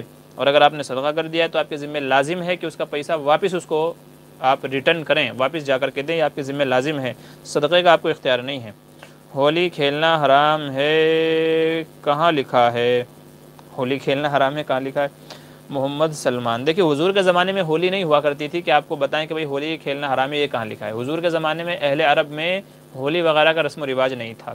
اس کے حرام ہونے کے لیے یہ بات سمجھ لیں کہ ہولی وہ غیروں کا تہوار ہے، مذہبی تہوار ہے ان کے یہاں، اور ایک خاص عقیدے کی بنیاد پہ یہ ہولی کا تہوار منایا جاتا ہے۔ کل مجھے ایک بندے کا فون آیا کہ جی بعض ہمارے غیر مسلم دوست ہیں، وہ کہہ رہے ہیں کہ بھئی آپ ہولی کھیلو، نہیں کھیلتے تو کیوں نہیں کھیلتے؟ ہولی کیوں نہیں کھیلتے، کہاں منع لکھا ہے؟ تو میں نے اس سے کہا بھئی ان سے کہہ دیجئے کہ ایز اے اسلام یہ چیز ہمارے لیے حرام ہے، منع ہے، کیونکہ اسلام نے غیروں کے مذہبی تہوار میں شرکت کرنے سے منع کیا ہے۔ کیوں؟ وجہ یہ ہے کہ جب ہم غیروں کے ساتھ جا کر کے جڑ جائیں گے، شامل ہو جائیں گے تو ان کی تعداد زیادہ ہو جائے گی، اور اس سے منع کیا گیا ہے۔ من کثر سواد قوم فهو منهم، حدیث میں فرمایا گیا کہ جس نے کسی قوم میں اضافہ کیا تو وہ بھی انہی میں سے شامل ہوتا ہے، اس کا بھی انہی میں شمار کیا جاتا ہے۔ اور ظاہر سی بات ہے غیروں کی تعداد کو بڑھانا یہ درست نہیں ہے۔ نیز اس کے اندر ایک خرابی یہ بھی ہے کہ ہولی کھیلنے میں، رنگ کھیلنے میں پانی ضائع ہوتا ہے، برباد ہوتا ہے، رنگ ضائع برباد ہوتا ہے، ایک دوسرے کو ملتے ہیں، کبھی پچکاری کسی کی آنکھ میں لگ گئی، کوئی بندہ مسافر جا رہا ہے، کوئی بندہ ٹریول کر رہا ہے، اس کے اوپر پھینکتے ہیں تو اس کو تکلیف دیتے ہیں۔ تو اس میں اتنے سارے چیزیں، اتنی ساری خرابیاں ہیں کہ جس اسلام منع کرتا ہے، وقت ضائع ہوتا ہے، پیسہ برباد ہوتا ہے، پانی برباد ہوتا ہے، کسی کو نقصان ہو سکتا ہے، تو یہ اتنی ساری چیزیں ہیں۔ اچھا اس دن دکانیں بند رکھ کر کے اس کا بھی نقصان کیا جاتا ہے، تو یہ اپنے کاروبار کا، تو یہ اتنے سارے نقصانات ہیں کہ جن کی وجہ سے اس کے کھیلنے کی یا منانے کی اجازت بالکل لیا نہیں ہے۔ اور مین پوائنٹ یہ ہے کہ چونکہ یہ غیروں کا مذہبی تہوار ہے، ایک خاص عقیدے کی بنیاد پر منایا جاتا ہے جو کہ ہمارا عقیدہ نہیں ہے، تو اس لیے شریعت نے اس چیز سے منع کیا ہے اور اس طرح کے ہر طریقے سے منع کیا ہے۔ میں نے ان سے کہا کہ اگر ایسی ہی بات ہے، وہ اگر کہتے ہیں کہ بھئی رنگ کرو، ہولی کھیلو، تو پھر میں نے کہا تم بھی کہہ دینا ہماری قربانی آ رہی ہے، پھر ہم بھی خون تمہارے اوپر آ کر کے لگائیں گے، ٹھیک ہے نا بھئی؟ اگر ہم کو شرکت کروا رہے ہو تو پھر ہمارا قربانی کا تہوار آ رہا ہے، پھر ہم بھی خون آ کر کے لگائیں گے تمہارے اوپر۔ پھر آگے ہمارا رمضان ایک تہوار ہے ہمارا، تو پھر روزے بھی تم کو رکھنے پڑیں گے، پھر عید کا تہوار ہے، تو بہت سارے ہمارے تہوار ہیں، پھر ان سب میں شرکت کرنی پڑے گی، روزے بھی رکھنے پڑیں گے، قربانی میں بھی شرکت کرنی پڑے گی، تمام چیزوں میں شرکت کرنی پڑے گی اگر ہم سے اپنے رنگ میں تہوار میں شرکت کروا رہے ہیں، اور ظاہر سی بات ہے کہ اس کے لیے کوئی تیار نہیں ہوگا۔ تو اس لیے بہتر یہ ہے کہ بھئی آپ کو جو منانا ہے آپ مناؤ، ہم کو جو منانا ہے ہم منا رہے ہیں، تو نہ تم ہمارے میں شرکت کرو، ہم زور نہیں دے رہے، لیکن ہمیں بھی زور نہ دو اپنے اس میں شرکت کرنے کی۔ وَلَا تَعَاوَنُوا عَلَى الْإِثْمِ وَالْعُدْوَانِ، کہ گناہ اور نافرمانی کی چیزوں میں کسی کی معاونت اور مدد نہ کرو، تو اس لیے ان چیزوں سے بچنا چاہیے۔ ہاں، اللہ الصمد لم یلد۔ جی آگے چلیے، محمد غفران کا سوال ہے، کھانا کھانے کے بعد کی دعا میں من المسلمین ہے، صرف مسلمین ہے، من نہیں ہے؟ جی دونوں طریقے سے صحیح ہے۔ اصل میں حدیث میں جو غالباً صحیح بخاری کی جو حدیث ہے اس میں صرف مسلمین ہے، من نہیں ہے، اس میں الحمدللہ الذی اطعمنا وسقانا وجعلنا مسلمین، صرف مسلمین ہے، منل نہیں ہے، لیکن بعض دوسری جگہوں پر نقل کیا گیا ہے من المسلمین، تو اس لیے اگر من المسلمین بھی پڑھ لیا جائے تو کوئی مذائقہ نہیں ہے، اس کی بھی اجازت ہے۔ محمد راشد، السلام علیکم ورحمۃ اللہ وبرکاتہ۔ جی وعلیکم السلام۔ الفی اے، السلام علیکم، کیا غیر شادی شدہ لڑکی پیر میں مہندی لگا سکتی ہے؟ جی ہاں لگا سکتی ہے، کوئی حرج نہیں ہے، ایسا کہیں نہیں لکھا ہے کہ جو شادی شدہ ہیں بس وہی لگا سکتے ہیں، شادی شدہ ہو غیر شادی، بلکہ بچوں کو بھی لگاتے ہیں، اپنے بچیوں کو بھی ہاتھ میں دیکھا ہوگا مہندی لگاتے ہوئے، عید پہ، تہوار پہ، دوسری جگہوں پہ، تو بچیوں کو لگا سکتے ہیں، جن کی شادی نہیں ہوئی وہ بھی لگا سکتی ہیں، تو عورتیں وہ چاہے چھوٹی ہوں چاہے بڑی ہوں، کسی بھی ایج کی ہوں، تو ان کے لیے مہندی لگانا جائز ہے، کوئی منع نہیں ہے۔ ذہین میر کہہ رہے ہیں، مفتی صاحب مجھے آپ سے بہت محبت ہے، ماشاءاللہ۔ جی شکریہ، اللہ تعالیٰ آپ کے حسن ظن کو قائم رکھے، آپ کی محبتوں کو باقی رکھے، اور مجھے اس لائق بنائے کہ میں آپ کی محبتوں پر پورا اتر سکوں۔ اللہ آپ کو جزائے خیر عطا فرمائے۔ حدیث میں فرمایا گیا کہ المرء مع من احب الیہ، آدمی جس سے محبت کرتا ہے تو قیامت کے دن اسی کے ساتھ ہوگا، تو اس لیے محبت جو ہے وہ اللہ والوں سے، نیک لوگوں سے ہی کرنا چاہیے کہ دنیا میں بھی کامیابی ملتی ہے اور آخرت میں بھی انشاءاللہ کامیابی کا ضامن ہوگا۔ تو اچھے لوگوں سے دوستی ہونی چاہیے، نیک لوگوں سے محبت اور ان کی صحبت میں رہنا چاہیے، ان کے پاس بیٹھنا چاہیے۔ شکریہ، اللہ آپ کی محبت میں اور مزید اضافہ فرمائے۔ جی اقبال پٹیل کہہ رہے ہیں کہ کیا کہہ رہے ہیں، تجارت مشترک کس طرح کر سکتے ہیں؟ تجارت کیا پیسہ ہو اور دوسرے کی محنت ہو؟ اچھا تجارت کی بات کر رہے ہیں۔ دیکھیں آدمی جو کاروبار کرتا ہے تو یا تو پارٹنرشپ ہوتی ہے مشترکہ، یعنی دونوں کا پیسہ ہے اور محنت بھی دونوں کی ہے، دونوں کا پیسہ لگا ہوا ہے اور محنت بھی دونوں کر رہے ہیں۔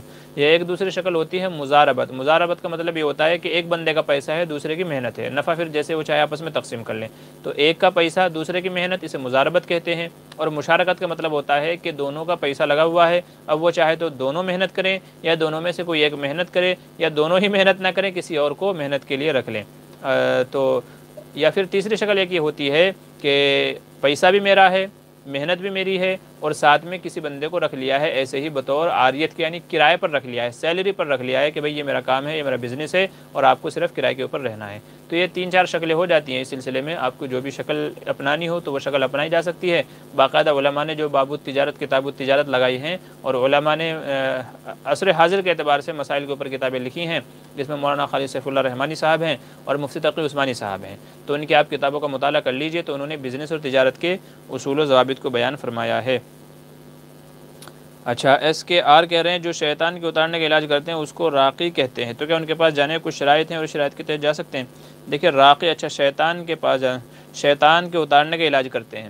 دیکھیے اگر آپ کو واقعی طور پہ پتہ ہے کہ ہاں کوئی فتین شرارتی جن کسی آدمی کے اوپر مسلط ہے، تو اس کو اتارنے کے لیے ایسے عامل کے پاس جایا جا سکتا ہے جو متبع شریعت ہو، جو سنت کا پابند ہو، صلاۃ و صوم کا پابند ہو، ایسے شخص کے پاس جایا جا سکتا ہے۔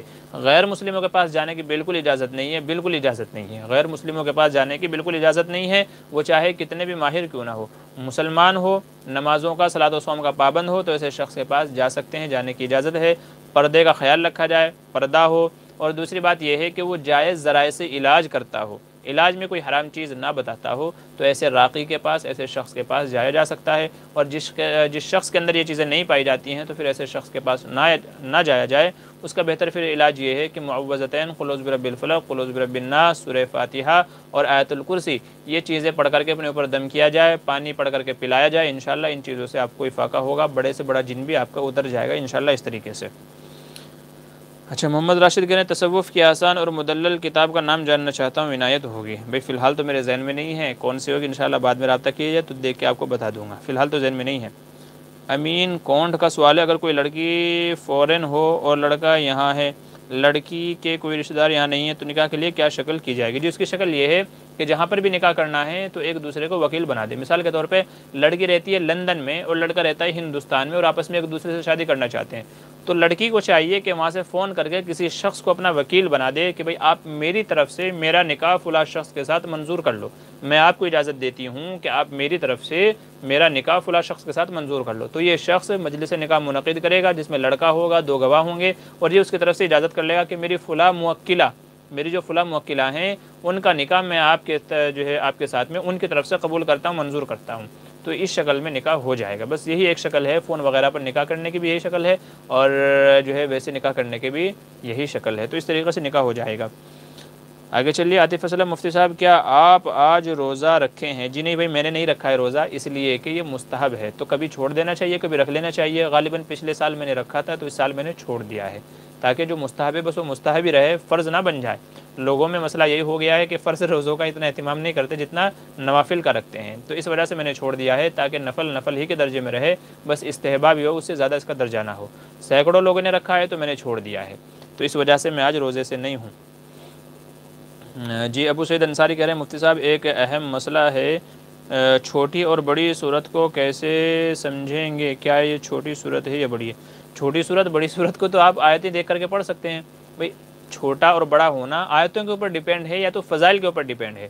کوئی صورت ایسی ہے جو چھوٹی ہے لیکن اس کی فضیلت زیادہ ہے تو وہ تو حدیث سے معلوم ہو جائے گا، جیسے سورہ واقعہ ہے، سورہ رحمان ہے، اور سورہ یاسین ہے، اور سورہ ملک ہے، سورہ کہف ہے، اور سورہ بقرہ کا اول آخر ہے، تو اس طرح کی قل واللہ شریف ہے، سورہ فاتحہ ہیں، تو فضیلت کے اعتبار سے معلوم ہو جائے گا کہ حدیث میں ان کی فضیلت بیان کی گئی ہے، تو یہ فضیلت اور مرتبے کے اعتبار سے بڑی صورت ہے دوسری صورتوں کے مقابلے میں۔ اور اگر آپ ویسے ناپنا چاہتے ہیں کہ بھئی تعداد کس کی زیادہ ہے تو وہ آیتوں سے معلوم ہو جائے گا۔ جس صورت میں جتنی زیادہ آیتیں ہیں وہ بڑی صورت ہے، اور جس میں کم آیتیں ہیں تو وہ چھوٹی صورت ہے، تو بڑا آسان ہے۔ اور اگر کوئی اور بات آپ کے ذہن میں ہے تو اس کی مزید وضاحت کیجیے تاکہ میں سمجھ کر کے جواب دے دوں۔ اچھا، آگے ذہین میر کا سوال ہے، مجھے الحمدللہ پورا قرآن ہے، میں دن میں 10 پارہ پڑھتا ہوں، مجھے ایک بھی نیا سوال آپ کو پوچھنے کے لیے بولے تھے۔ اچھا، ایک بندے نے، جی شکریہ، جزاک اللہ خیر۔ میں نے آپ کو نہیں، میں تو مطلب آپ کے ذریعے سے میں لائیو پہ ہوں تو سب کو یہ جواب ہے، تاکہ جو بھی سن رہا ہو تو وہ اس کے مطابق عمل کر لے۔ بہت اچھی بات ہے، ماشاءاللہ آپ روزانہ 10 پارہ پڑھتے ہیں تو بڑی اچھی بات ہے بھائی، ہمارے تو اتنی ہمت نہیں ہوتی تو اتنا سارا پڑھنے کی، بڑی اچھی بات ہے۔ اللہ آپ کی اس عادت کو برقرار رکھے، قائم و دائم رکھے۔ جی مفتی، فین آف مفتی معمور بدر، آپ کا سوال ہے نماز کی پابندی کا کوئی وظیفہ بتائیے حضرت، خاص فجر کی نماز کے لیے۔ جی، ایک تو وظیفہ ہے اور ایک کے لیے احتیاطی عمل ہے۔ دو چیزیں آپ کو بتا رہا ہوں، دھیان سے سن لیجئے گا، اور باقی تمام حضرات بھی۔ نمبر ایک تو اس دعا کا اہتمام کریں، رب اجعلنی مقیم الصلاۃ ومن ذریتی ربنا وتقبل دعا۔ یہ حضرت ابراہیم علیہ السلام کی مانگی ہوئی دعا ہے کہ اے میرے رب مجھے نماز قائم کرنے والا بنا دیجئے، اور میری اولاد کو بھی۔ تو اس لیے یہ دعاؤں کا اس دعا کا اہتمام کریں، کوشش کریں کہ ہر نماز کے بعد جو بھی نمازیں پڑھتے ہیں، دن بھر کی 4 نمازیں تو پڑھتے ہی ہیں، تو اس لیے چاروں نمازوں کے بعد میں اس دعا کو پڑھے، چلتے پھرتے اٹھتے بیٹھتے جتنا بھی زیادہ ہو سکے تو یہ دعا پڑھے، رب اجعلنی مقیم الصلاۃ ومن ذریتی ربنا وتقبل دعا، تو یہ دعا پڑھیں۔ اور اسی کے ساتھ ساتھ میں فجر میں 2 الارم لگائیں، 3 الارم لگائیں، تو جتنے بھی الارم آپ لگا سکتے ہیں تو اتنے الارم لگا کر کے سوئیں تاکہ الارم پر آپ کی آنکھ کھل جائے۔ اور اسی کے ساتھ ساتھ میں دوسرا احتیاطی عمل یہ کریں کہ گھر میں جو شخص نماز پڑھتے ہیں، وہ ماں باپ ہوں، بھائی بہن ہوں، یا شوہر ہوں، یا جو بھی ہوں، تو جو نماز کے پابند ہیں ان سے کہیں کہ بھئی نماز کے لیے مجھے اٹھا دینا، ہر حال میں اٹھا دینا، بھلے ہی میں کتنا بھی کیوں وہ نہ کروں، بہانے کیوں نہ کروں، لیکن پھر بھی مجھے اٹھا دینا۔ تو یہ 2 چیزیں کر لیجئے، یہ احتیاطی عمل کر لیجئے اور یہ دعا پڑھ لیجئے، انشاءاللہ فجر میں آپ کے لیے اٹھنا آسان ہو جائے گا۔ جی راحت علی، السلام علیکم ورحمۃ اللہ وبرکاتہ، حلوہ بنانا کیسا ہے؟ جی حلوہ تو بنا سکتے ہیں، رہ گئی بات شب برات میں حلوہ بنانا تو یہ چیز غلط ہے، یہ بدعت کے اندر ہے، کیونکہ شب برات میں خاص طور سے حلوہ بنانا اس کا قرآن و حدیث سے کوئی ثبوت نہیں ہے، صحابہ سے کوئی ثبوت نہیں ہے، تابعین، تبع تابعین، بزرگان دین سے کوئی ثبوت نہیں ہے، تو اس لیے حلوہ بنانا شب برات میں خاص طور سے غلط ہے۔ باقی کسی بھی دن بنا سکتے ہیں، خود بھی کھائیں اور ہمیں بھی بھیجیں، ہمیں بھی کھلائیں، تو کوئی مسئلہ نہیں ہے۔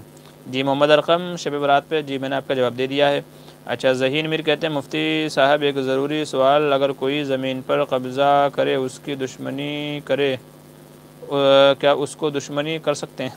لیکن ناجائز جس نے قبضہ کیا ہے، اللہ تبارک و تعالیٰ، اللہ کے رسول صلی اللہ علیہ وسلم نے فرمایا کہ جس آدمی نے کسی کی زمین ظلماً لی تو زمین کا وہ حصہ، وہ ٹکڑا قیامت کے دن اس کے گلے میں ڈال دیا جائے گا، 7 زمین کا حصہ وہ توق بنا کر کے اس کے گلے میں ڈال دیا جائے گا۔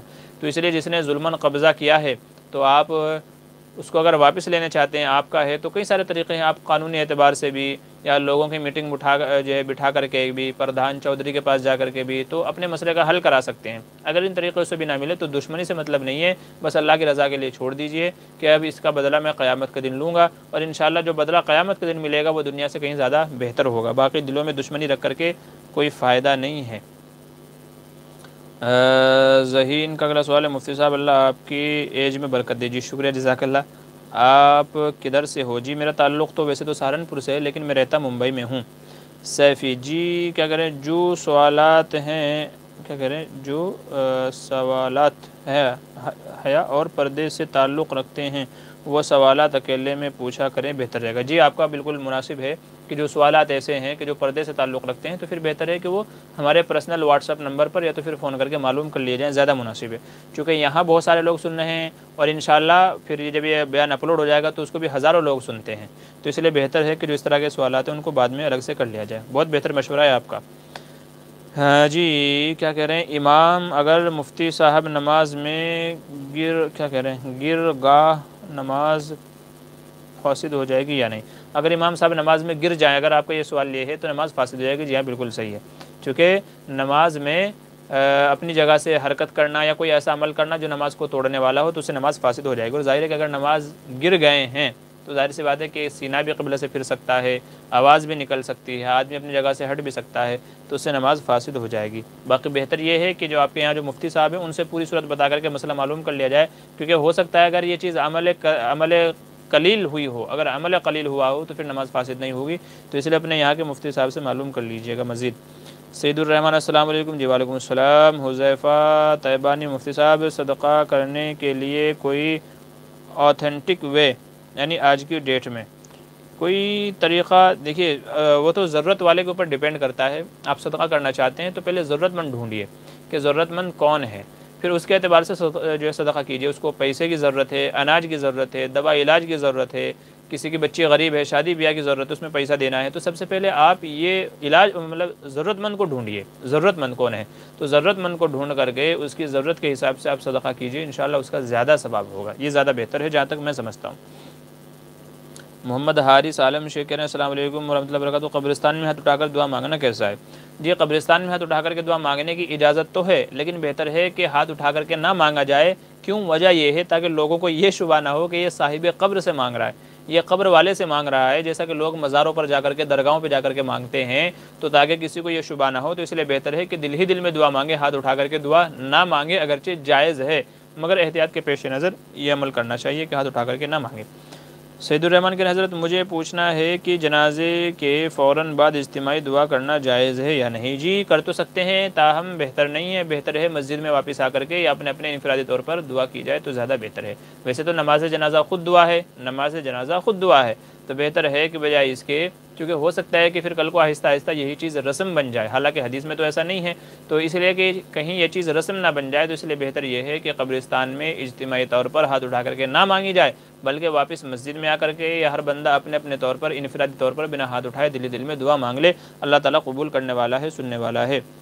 ذہین کا سوال ہے اگر کوئی کسی کی زمین پر قبضہ کر لے تو اس کے تعلق سے، یہ تو میں نے جواب دے دیا ہے، اسلام اس کی کیا؟ ہاں جی اس کی یا کیا لکھ رہا ہے بھائی، تھوڑا صحیح سے لکھ لیجیے گا، الفاظ کو پڑھنے میں دشواری ہوتی ہے۔ بہرحال میں نے آپ کے سوال کا جواب دے دیا۔ عابد حسین میڈیا السلام علیکم جی وعلیکم السلام ورحمۃ اللہ وبرکاتہ۔ کیا کہہ رہے ہیں؟ مجھے مفتی صاحب آپ سے اتنی محبت ہے، دل کرتا ہے آپ کی خدمت کرتا۔ جی کوئی بات نہیں، انشاءاللہ جب کبھی ملاقات ہوگی تب کر لیجیے گا، کوئی مسئلہ نہیں ہے، اللہ موقع دے مجھے بھی اور آپ کو بھی۔ عابد حسین میڈیا کہہ رہے ہیں آپ سے عاجزانہ گزارش ہے کہ آپ ایک کلپ حقوق اولاد یعنی ماں باپ کے اوپر اولاد کے حق کے اوپر بنائیں۔ جی الحمدللہ اس سلسلے میں میری ویڈیوز موجود ہیں، میرے بڑے بھائی ہیں مولانا منصور احمد مظاہری، ان کی بھی ایک کلپ ہے کہ اولاد کے کیا کیا حقوق ہیں ماں باپ کے اوپر، اور ماں باپ کے کیا حقوق ہیں اولاد کے اوپر، تو دونوں ہی میری بھی ویڈیو موجود ہے اور ہمارے بڑے بھائی کی بھی ہیں۔ آپ ہمارے چینل میں جائیے گا اور اولاد کے حقوق یا بچوں کے حقوق اتنا لکھے گا انشاءاللہ تو ہماری ویڈیو سامنے آ جائے گی، تو وہاں پر آپ پورا تفصیل سے بیان سن لیجیے گا۔ میرا جمعے کا بیان ہے تقریباً آدھا گھنٹے کا، تو اس میں آپ کو تمام حقوق مل جائیں گے، تمام تفصیلات مل جائیں گی، میاں بیوی کا ایک دوسرے پر کیا حقوق ہیں، شوہر کے بیوی پر، بیوی کے شوہر کے اوپر، تو اس تعلق سے بھی ہماری ویڈیوز موجود ہیں۔ چونکہ یہ اصلاحی مضامین ہیں، ان کے لیے بڑا وقت درکار ہوتا ہے، تو میں جمعے کے بیانات میں اس طرح کے بیانات کرتا ہوں، تو اور پھر اس کو اٹھا کر کے اپنے چینل پہ اپلوڈ کر دیتا ہوں، تو انشاءاللہ آپ وہاں دیکھ لیجیے گا، وہاں آپ کو مل جائے گا۔ الفی کہہ رہے ہیں قد جاءکم من اللہ نور و کتاب مبین، ترجمہ بے شک اللہ تعالیٰ کی طرف سے ایک نور آیا ہے اور روشن کتاب، کتاب سے مراد ہے قرآن مجید، نور سے کیا مراد ہے بتا دیجئے۔ جی بعض علماء کی تفسیر ہے کہ یہاں نور سے مراد حضور اقدس صلی اللہ علیہ وسلم کی ذات گرامی ہے، یہاں پر اس سے جو ہے حضور صلی اللہ علیہ وسلم کی ذات گرامی ہے، نور سے مراد۔ علماء کے دوسرے اقوال بھی ہیں، تو آپ تفسیر دیکھ لیجئے گا، مفتی تقی عثمانی صاحب کی تفسیر ہے وہ دیکھ لیجیے گا، مولانا شفیع تھانوی کی تفسیر ہے اس کو دیکھ لیجیے گا، کئی سارے اکابر کی ہیں ان کی تفسیر دیکھ لیجیے گا انشاءاللہ، تو جو کئی سارے اقوال ہیں وہ آپ کو وہاں مل جائیں گے۔ عابد حسین کہہ رہے ہیں ایک کلپ ایک بھائی کا حق دباتا ہے کھاتا ہے، ان کے بارے میں بھی کلپ، جی انشاءاللہ ٹھیک ہے، اس تعلق سے بھی بنا دیں گے۔ سلیم سیفی السلام علیکم جی وعلیکم السلام۔ سلیم سیفی کہہ رہے ہیں 15 شعبان کے روزے کے ساتھ رمضان کے قضا روزے کی نیت کر سکتے ہیں یا کیا؟ دیکھیں 15 شعبان کے روزے میں آپ کوئی دوسری نیت نہیں کر سکتے، یہ تو یا تو نفل ہوگا یا تو قضا روزہ ہوگا، تو دو مطلب اس میں ایک روزے میں دو نیتیں نہیں ہوں گی، یہ تو آپ یا تو 15 شعبان کا رکھیں یا قضا رکھیں۔ ہاں اس کے ساتھ میں یعنی آپ 13 کا 14 کا یا 16 کا 17 کا آگے قضا روزے کی نیت کر سکتے ہیں، یعنی اس کے ساتھ میں اور دوسرے قضا روزے آپ کر سکتے ہیں، لیکن اس ایک روزے میں قضا کے بھی نہیں ہے تو نفل کے، تو وہ ایک ہی روزہ ہوگا، یا تو قضا کی نیت سے رکھ لیجئے یا پھر 15 شعبان کا رکھ لیجئے۔ اچھا آگے چلیے، کعبے کیا کہہ رہے ہیں کبھی کبھی 15 پارہ میں پڑھتا ہوں الحمدللہ، میرا دل چاہتا ہے ایک دن میں قرآن پاک مکمل کروں لیکن ہمت کم ہے۔ جی اللہ سے دعا کرتے ہیں کہ اللہ تعالیٰ آپ کے اندر مزید ہمت عطا فرمائے، اور جو آپ کا یہ عمل ہے اللہ تبارک و تعالیٰ اس میں آپ کو استقامت عطا فرمائے کہ آپ مستقل پابندی سے قرآن کریم پڑھتے رہیں۔ جی عابد حسین کیا کریں حقوق زوجین کے اوپر بھی ایک کلپ بنائیں. جی حقوق زوجین کے اوپر بنی ہوئی ہے, آپ تلاش کر لیجیے, انشاءاللہ آپ کو مل جائے گی. جی بزم بیان کہہ رہے ہیں ماشاءاللہ مفتی صاحب اللہ رب العزت آپ کے علم میں برکت عطا فرمائے, آمین. ماشاءاللہ آپ بہت اچھا کام کر رہے ہیں, اور آج کے دور میں ہر عالم کا یوٹیوب پر آنا بہت ضروری ہے تاکہ وہ اپنی بات دوسروں تک پہنچا سکے. جی آپ کی محبتوں کا شکریہ, جزاک اللہ. ابھی حال ہی میں ایک ساتھی سے اسی سلسلے میں گفتگو ہوئی تھی کہ کس کس کو یوٹیوب پہ آنا چاہیے, کس کس کو نہیں آنا چاہیے. 2 گھنٹے ان سے فون پر گفتگو ہوئی ہے. بہرحال وہ ایک الگ مسئلہ تھا, وہ بھی مفتی تھے, تو کسی خاص نہج کو لے کر کے بات چیت ہو رہی تھی. تو بہرحال میں تو یہی چاہتا ہوں کہ ہر بندہ اپنے علاقے میں کام کرے, اور جس کی جہاں تک رسائی ہو, جس کی ذات سے جتنا نفع ہو سکتا ہو تو اس کو نفع کرنا چاہیے, نفع مند ہونا چاہیے. آج باطل بڑی تیزی سے ہمارے اندر پھیل رہا ہے یوٹیوب کے ذریعے سے, سوشل میڈیا کے ذریعے سے, تو اس کا علاج بھی اسی طریقے سے ممکن ہے. تو میں یہ نہیں کہتا ہر بندہ آئے, میں یہ کہتا ہوں اللہ نے جس کو ایسی صلاحیت دی ہے تو وہ آئے اور اس فیلڈ میں آ کر کے کام کرے اور لوگوں کی اصلاح اور ان کی ہدایت کا ذریعہ بنے. انشاءاللہ یہ خود اس کے حق میں بھی بہتر ہوگا اور لوگوں کے حق میں بھی بہتر ہوگا. بہرحال علماء کام کر رہے ہیں تو میں سبھی کی تعریف کرتا ہوں, اللہ سب کو جزائے خیر عطا فرمائے. محسن شیخ کہہ رہے ہیں کیا امام ابو حنیفہ فاتحہ کرتے تھے؟ بھئی میرے علم میں تو نہیں ہے کہ وہ فاتحہ کرتے تھے, میرے علم میں تو ایسا کوئی جو کئی کتابیں میں نے تو پڑھا نہیں ہے. غالب گمان یہ ہے کہ وہ فاتحہ نہیں کرتے تھے. کیا کہہ رہے ہیں ایم ڈی ارشد عالم کہہ رہے ہیں حضرت مضمون کا سب سے اچھا کتاب کون سا ہے؟ جی مضمون نگاری کا بھی اس سلسلے میں ہے, مجھے بھی علم نہیں ہے چونکہ مضمون نگاری سے میرا زیادہ دلچسپی نہیں رہی ہے. باقی اگر آپ بولیں گے تو انشاءاللہ آپ ویڈیو کے کمنٹ میں چھوڑ دیجیے گا, بعد میں جب ویڈیو اپلوڈ ہو جائے تو انشاءاللہ میں آپ کو دیکھ کر کے بتا دوں گا. اچھا جی میں بھی بزم بیان کہہ رہے ہیں, میں بھی ایک طالب علم ہوں اور ہمارا بھی ایک چینل ہے بزم بیان کے نام سے. جی بہت اچھی بات ہے, بزم بیان ہے, لیکن طلبہ سے مشورہ ہے کہ وہ اس چکر میں نہ پڑیں. جب آپ فارغ ہو جائیں, آپ کی ایک صلاحیت بن جائے, آپ کے پاس ایک فیلڈ ہو, آپ کے پاس مواد ہو, اس کے بعد اس کے اندر کوشش کریں.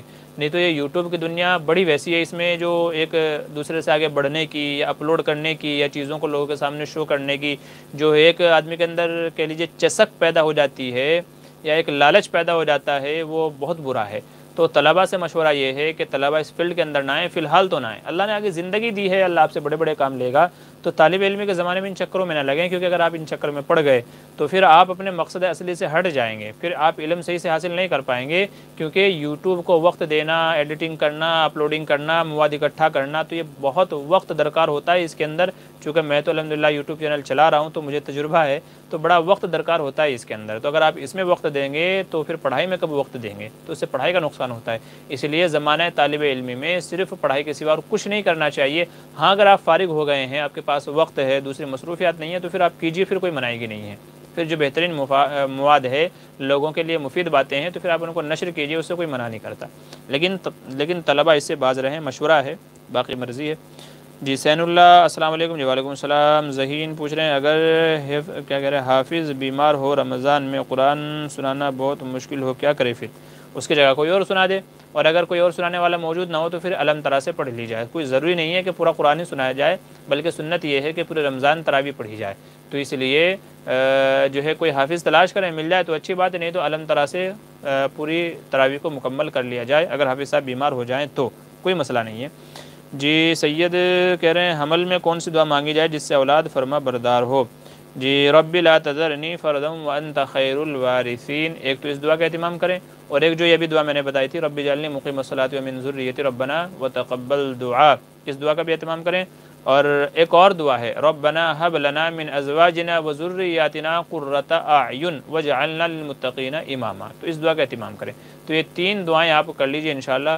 اللہ کی ذات سے امید ہے کہ حمل کی حالت میں اگر آپ یہ دعائیں پڑھیں گے تو آپ کی اولاد فرمانبردار ہوگی اور اللہ کی اطاعت گزار ہوگی انشاءاللہ. جی راحت علی کہہ رہے ہیں رمضان المبارک میں بسم اللہ سے قرآن پڑھنا کیسا ہے؟ جی پڑھ سکتے ہیں, چونکہ بسم اللہ بھی قرآن کریم کا جزو ہے. بسم اللہ بھی قرآن کریم کا جزو ہے, تو اس لیے بسم اللہ سے شروع کر سکتے ہیں. لیکن ہم نے اپنے علماء کو یہ دیکھا ہے کہ رمضان میں صرف ایک مرتبہ تراویح میں بسم اللہ کو قرآن کریم کے ساتھ ملا کر کے پڑھتے ہیں, جیسے بسم اللہ الرحمن الرحیم الحمدللہ رب العالمین الرحمن الرحیم. تو اس لیے پڑھتے ہیں کہ بسم اللہ بھی قرآن کریم کا جزو ہے تاکہ وہ ادا ہو جائے. باقی عموماً جو ہے مزاج اور ماحول یہی ہے کہ الحمد سے ہی شروع کرتے ہیں, اور پھر جو آگے پڑھتے ہیں تو وہ دل ہی دل میں بسم اللہ پڑھتے ہیں, زور سے نہیں پڑھتے. बिस्मिल्लाह जो यानी बिस्मिल्लाह दिल में तो हर मरतबा पढ़नी है, सूरह फातिहा से पहले भी और दूसरे रुकू या दूसरी सूरत या दूसरी आयत शुरू करने से पहले भी। ज़ोर से पढ़ने की जहाँ तक की बात है तो वो सिर्फ एक मरतबा किसी एक मौके पर कर ली जाए ताकि सब लोगों को मालूम हो जाए कि बिस्मिल्लाह भी कुरान करीम का जुज़्व है। अच्छा, ज़हीन अख्तर कह रहे हैं मुफ्ती साहब जानवर की शर्मगाह खाना जायज़ या नाजायज़? जी मना है, हदीस में मना फरमाया गया है। तो जानवर के वो 7 आज़ा जिनको खाने से मना किया गया है उन्हीं में से शर्मगाहें भी हैं, खुशिया वगैरह जिनको कहा गया है। तो जानवर की शर्मगाहें खाना जायज़ नहीं है, हराम है। जी औलाद के लिए कोई मखसूस दुआ? जी मैंने भी आपको बताया, रब्बि ला तज़रनी फ़रदन व अंत खैरुल वारिसीन। हमारी इसके ऊपर एक वीडियो भी है, अगर आप देखेंगे कई लाख लोगों ने अल्हम्दुलिल्लाह उसको देखा है। आप कमेंट्स पढ़ेंगे तो बहुत सारे लोगों को उससे फ़ायदा भी हुआ है, तो आप वो देख लीजिए। दुआ हमने वहाँ बताई है, रब्बि ला तज़रनी फ़रदन व अंत खैरुल वारिसीन। तो ये दुआ है औलाद के लिए। आप इंशाल्लाह ये जो वजीफ़ा वहाँ जिस तरीके से बताया गया है वो वीडियो देख करके उसके मुताबिक अमल कीजिए। उम्मीद है इंशाल्लाह कि अल्लाह ताला आपकी भी हाजत को पूरा फरमाएगा। आबिद हुसैन मीडिया कह रहे हैं हालत हैज़ व निफास व जनाबत में अज़ान का जवाब दे सकते हैं क्या? जी हाँ दे सकते हैं। औरतें हैं तो भी जवाब दे सकती हैं, मर्द हैं तो भी दे सकते हैं, बल्कि देना चाहिए। अज़ान के जवाब देना चाहिए, उसमें कोई हर्ज नहीं है। सिर्फ कुरान की तिलावत करने से मना है, बाकी अज़ान का जवाब देने से मना नहीं किया गया है। मोहम्मद राशिद कह रहे हैं यरकान के मरज़ का कुरान मजीद से इलाज बता दीजिए, इनायत होगी। जी फ़िलहाल तो मेरे जहन में नहीं है, बाद में देखूंगा मैं इंशाल्लाह, देख करके फिर उस सिलसिले में एक मुकम्मल वीडियो अपलोड कर दूंगा ताकि दूसरे हज़रात को भी फ़ायदा हो जाए। MD इसरान अस्सलाम वालेकुम मुफ्ती साहब, सजदा तिलावत सुनने वाले पर वाजिब होता है लेकिन आम तौर से सुनने वाला क्या अनपढ़ होते हैं तो क्या उनको बताना पड़ेगा कि सजदा तिलावत कर ले? जी हाँ, ऐसी सूरत में जब हमको पता है कि सामने वाले को पता नहीं है कि उसके ऊपर सजदा तिलावत वाजिब हो गया है तो उसको बता दीजिए कि भाई मैंने सजदे की आयत पढ़ी थी, आपने सुन ली है तो आप भी सजदा कर लें। तो ऐसे लोगों को बता देना चाहिए ताकि वो गुनाह से बच जाएँ, तो बता देना चाहिए, ठीक है। ज़हीन भाई पूछ रहे हैं मुफ्ती साहब उलमा का आजकल यूट्यूब पर आना बहुत ज़रूरी है? जी बहरहाल मैं अभी एक क्लिप अपनी शेयर की थी, तकरीबन 1 साल पहले मैंने वीडियो बनाई थी। फेसबुक महफूज रखता है तो फेसबुक पे मुझे कल की मेमोरी में दिखाया वो कि 1 साल पहले आपने वीडियो अपलोड की थी, उलमा का वीडियो बयानात बनाना कैसा है, उलमा का वीडियो बनवाना कैसा है। तो मैंने अभी शेयर की थी वो, तो उसको देख लीजिए, मैंने उस पर गुफ्तगू की है इंशाल्लाह। तो उम्मीद है कि सही बात आपको समझ में आएगी, उसको देख लीजिएगा, मेरी वीडियोज़ हैं। अशरफ रावी अस्सलाम वालेकुम। जी वालेकुम अस्सलाम। अबू सैद अंसारी कह रहे हैं नमाज पढ़ा या थी, क्या कह रहे हैं, मदरसा में मैंने पहली रकात में सूरत इखलास, दूसरी रकात में सूरह फलक पढ़ी थी, नमाज हो जाएगी? उस्ताद ने बोला कि तुम्हें पहली रकात में छोटी सूरत पढ़ा और दूसरी में बड़ी सूरत पढ़ा। जी नहीं, ऐसा नहीं है, आपने पहली रकात में सूरह इखलास पढ़ी, दूसरे में कुल औज़ु बिल फलक पढ़ी तो भी हो जाएगी, दूसरी में कुल औज़ु बिन नास पढ़ी तो भी हो जाएगी। ये तरतीब के एतबार से, तरतीब के एतबार से कोई सूरत छोटी हो कोई सूरत बड़ी हो तो उससे कोई मुज़ाक़ा नहीं होगा, नमाज हो जाएगी, नमाज को लौटाने की ज़रूरत नहीं है, नमाज आपकी हो गई है। आबिद हुसैन मीडिया कह रहे हैं हज़रत दुआ में, क्या कह रहे हैं, दुआ में वमैन तक़ुल्लाह, अच्छा वमन यत्तक़ुल्लाह यजअल मख़रजा वयरज़ुक़हु मिन हैसु ला यहतसिब, आखिरी आयत तक पढ़ना कैसा है? क्या कह रहे हैं इसमें आप, क्या कह रहे हैं हज़रत दुआ में? नहीं, मैं मुकम्मल नहीं समझ पा रहा हूँ। बाकी ये है कि भाई ये तो कुरान की आयत है तो इसको आप पढ़ सकते हैं, कोई मुज़ाक़ा नहीं है इसको पढ़ने में, आप कहीं तक भी पढ़ लें तो कोई हर्ज नहीं है। ज़हीन अख्तर का अगला सवाल है मुफ्ती साहब आपकी एज माशाअल्लाह बरकत दे। जी शुक्रिया, जज़ाकल्लाह, आपको जज़ाए खैर अता फरमाए। अलीशा शेख करें अगर नक्सीर फूटी हो तो वह खून अगर कपड़े पर लग जाए तो क्या नमाज हो जाएगी? जी अगर 1 रुपये के सिक्के के बराबर या उससे ज़्यादा हो, अगर उससे ज़्यादा हो तो नमाज नहीं होगी, क्योंकि फिर वो निजासत गलीज़ा के अंदर आ जाएगा और मिक़दार ज़्यादा हो जाएगी तो नहीं होगी। और अगर उससे कम है, थोड़ा बहुत कहीं लगा है तो फिर नमाज हो जाएगी। तो अगर 1 रुपये की मिक़दार से कम है तो नमाज़ हो जाएगी, और अगर उससे ज़्यादा है तो नमाज़ नहीं होगी बग़ैर धोए। तो इसलिए आप देख लीजिए कितना खून लगा है। बस में बयान करें, बहुत अच्छा मुफ्ती साहब, आपके मशवरे को सलाम। जी मुफ्ती साहब एडिटिंग करने वाले और लोग हैं, हमको तो सिर्फ बयान करना है। अच्छा, ठीक है, अगर आपको मतलब आप इधर भी वक्त दे सकते हैं उधर भी वक्त दे सकते हैं, आपकी तालीम पे कोई फ़र्क नहीं पड़ता है, तो फिर जैसा आपकी मर्ज़ी आए, जैसा आपको अच्छा लगे। जी मैं तो उसी एतबार से मशवरा दिया था क्योंकि इसमें बहुत वक्त जो है दरकार होता है और तलबा के पास इतना वक्त नहीं होता, तो इसलिए मशवरा दिया था, ठीक है। अच्छा चलिए आगे। ज़हीन मीर का सवाल है मुफ्ती साहब नमाज के बाद क्या कह रहे हैं, एतिमाद दुआ हदीस से साबित है या नहीं? क्या कह रहे हैं ये इज्तिमाई दुआ रहे यार الفاظ تو صحیح لکھ لیجیے، مجھے پڑھنے میں دقت ہوتی ہے۔ اجتماعی دعا حدیث سے ثابت ہے یا نہیں؟ دیکھیے ابھی شاید کل یا پرسوں ہی میں نے حضرت اقدس مفتی سعید احمد صاحب پالنپوری نور اللہ مرقدہ کی ایک آڈیو ہے جو میں نے اپلوڈ کی تھی کہ فرض نمازوں کے بعد اجتماعی دعا کی دلیل، تو آپ اس کو سن لیجیے، انشاءاللہ امید ہے کہ وہاں سے آپ کو بہتر جواب مل پائے گا میرے حساب سے، تو آپ اس کو سن لیجیے گا انشاءاللہ۔ ابھی کل پرسوں ہی اپلوڈ کی تھی چینل میں، ویڈیو میں جا کے آپ سرچ کیجیے، آپ کو مل جائے گی۔ عاطف اسلم کہہ رہے ہیں مفتی صاحب میں نے جب پڑھنے بیٹھتا ہوں تو مجھے بہت نیند آتی ہے، کیا کریں؟ چائے پی لیجئے، کافی پی لیجئے، یا تو بار بار وضو کرتے رہیے گا، یا تو بیٹھ کر کے پڑھ رہے ہیں تو کھڑے ہو جائیے، کھڑے ہو کر کے پڑھ رہے ہیں تو بیٹھ جائیے، تو یہ طریقہ اپنا لیجئے نیند بھگانے کا، اور تو کوئی طریقہ نہیں ہے، تو اپنے ذہن کو ان چیزوں کے اندر مشغول کر لیں، مصروف کر لیں جن سے نیند بھاگتی ہے۔ اچھا کیا کہہ رہے ہیں، عورت نماز جنازہ پڑھا سکتی ہے؟ جی نہیں پڑھا سکتی، مرد ہی پڑھائے گا نماز جنازہ، نماز وہ مرد ہی پڑھائے گا۔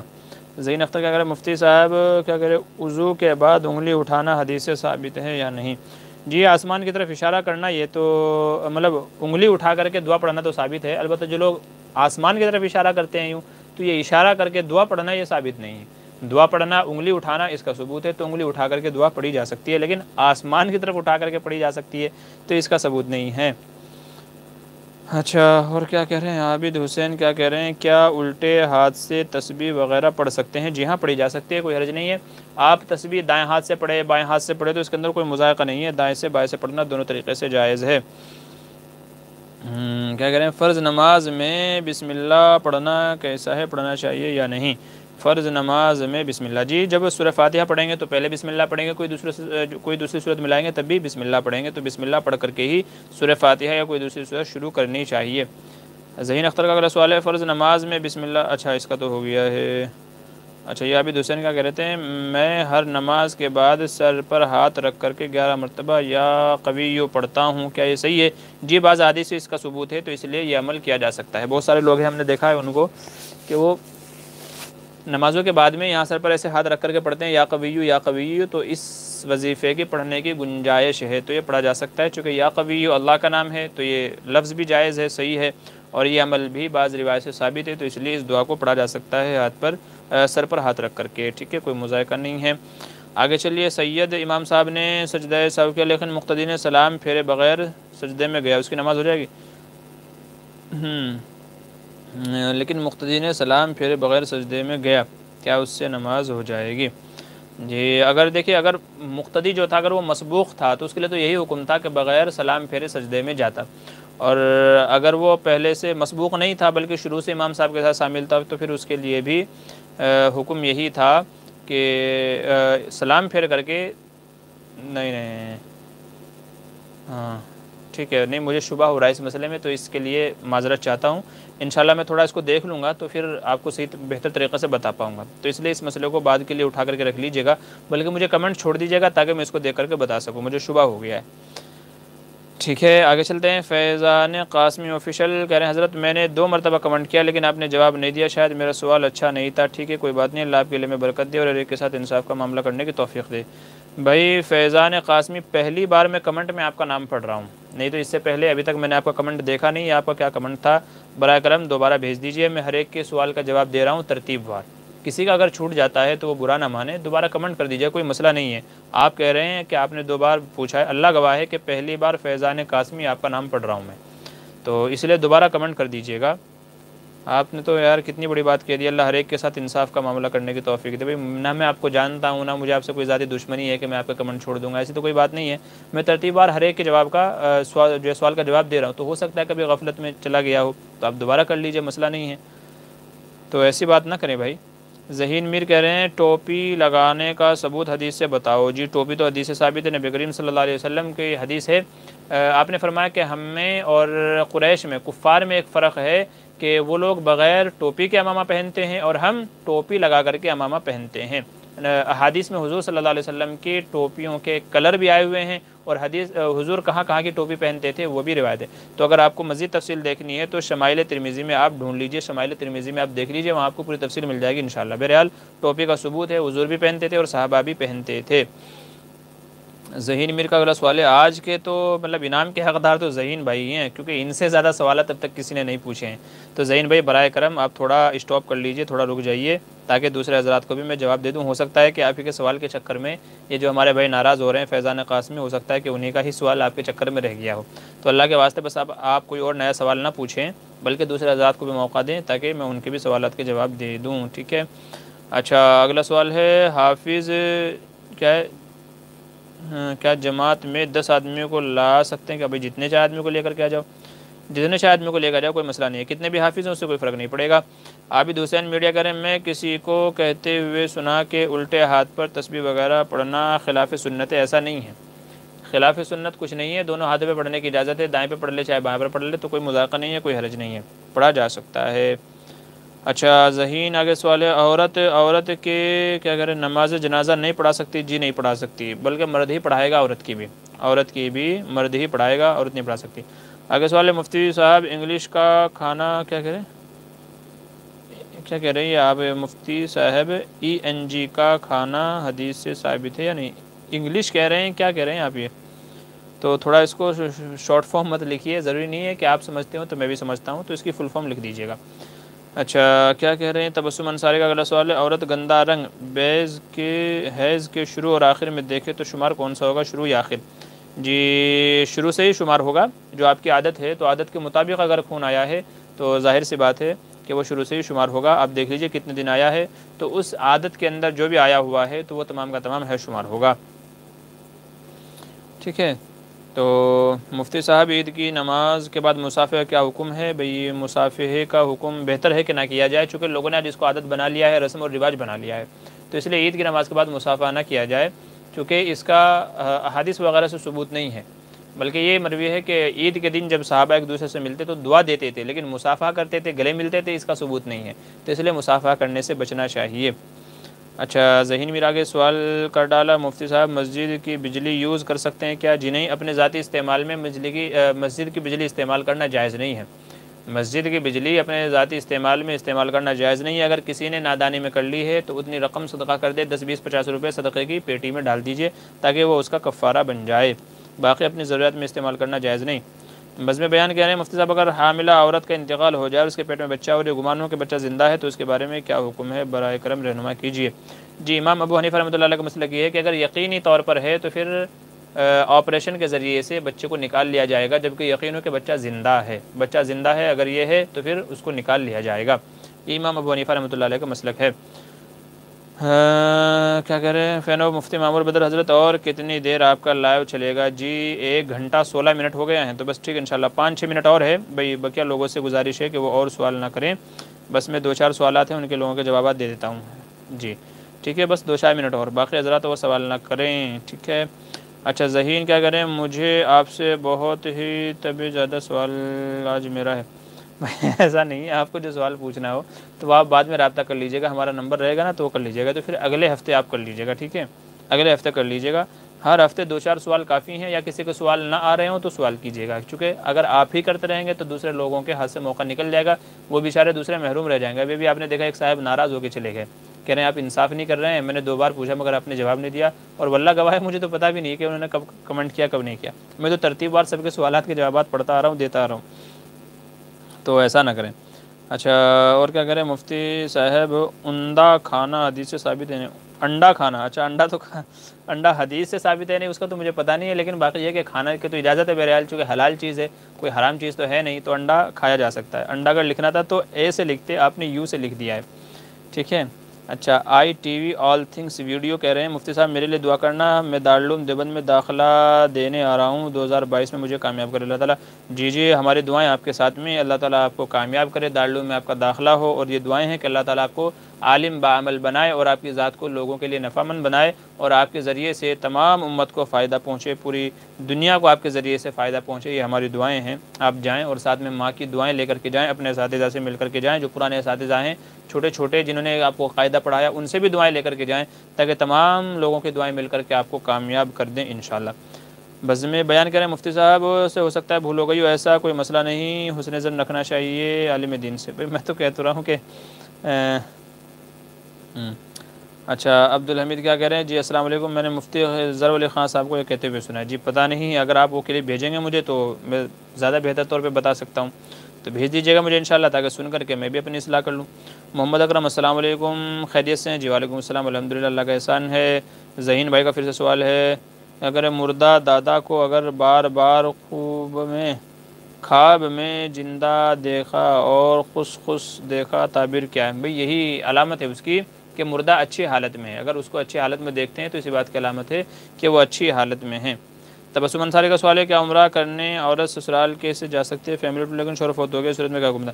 دیکھیے جس عورت کے شوہر کا انتقال ہو گیا ہے تو ظاہر سی بات ہے عمرہ پر جا رہی ہے تو محرم کے ساتھ جائے گی، تو اگر اس کے ساتھ میں بھائی ہے یا تو والد صاحب ہیں یا تو کوئی اور ایسا داماد ہے، تو اگر کوئی محرم عورت کے ساتھ میں ہے تو اس کے لیے عمرہ پر جانا جائز ہے۔ لیکن اگر محرم نہیں ہے، محرم سے مراد مرد ہے، ایسا نہیں کہ عورت اپنے اپنی بہن اور اپنے بہن کے شوہر کے ساتھ میں، ایسا نہیں، کیونکہ بہن کا شوہر اس کے لیے غیر محرم ہے، تو عورت اپنی بہن اور اس کے شوہر کے ساتھ جائے ایسا نہیں ہے، بلکہ محرم مرد ہونا چاہیے، وہ چاہے بھائی ہو، وہ چاہے والد صاحب ہو یا کوئی دوسرا ہو، تو جو محرم کے اندر آتا ہے تو ایسی عورت اسی کے ساتھ جا سکتی ہے، بیٹا ہو، بھائی ہو، دادا ہو، باپ ہو، تو جو محرم ہیں ان کے ساتھ میں عمرہ پر جا سکتی ہے، کوئی مذائقہ نہیں ہے۔ اپنے مائکے سے بھی جا سکتے ہیں، کہیں سے بھی جا سکتے ہیں، اس کے اندر کوئی مذائقہ نہیں ہے، یہاں سے وہاں سے جائیں ایسا کچھ نہیں ہے۔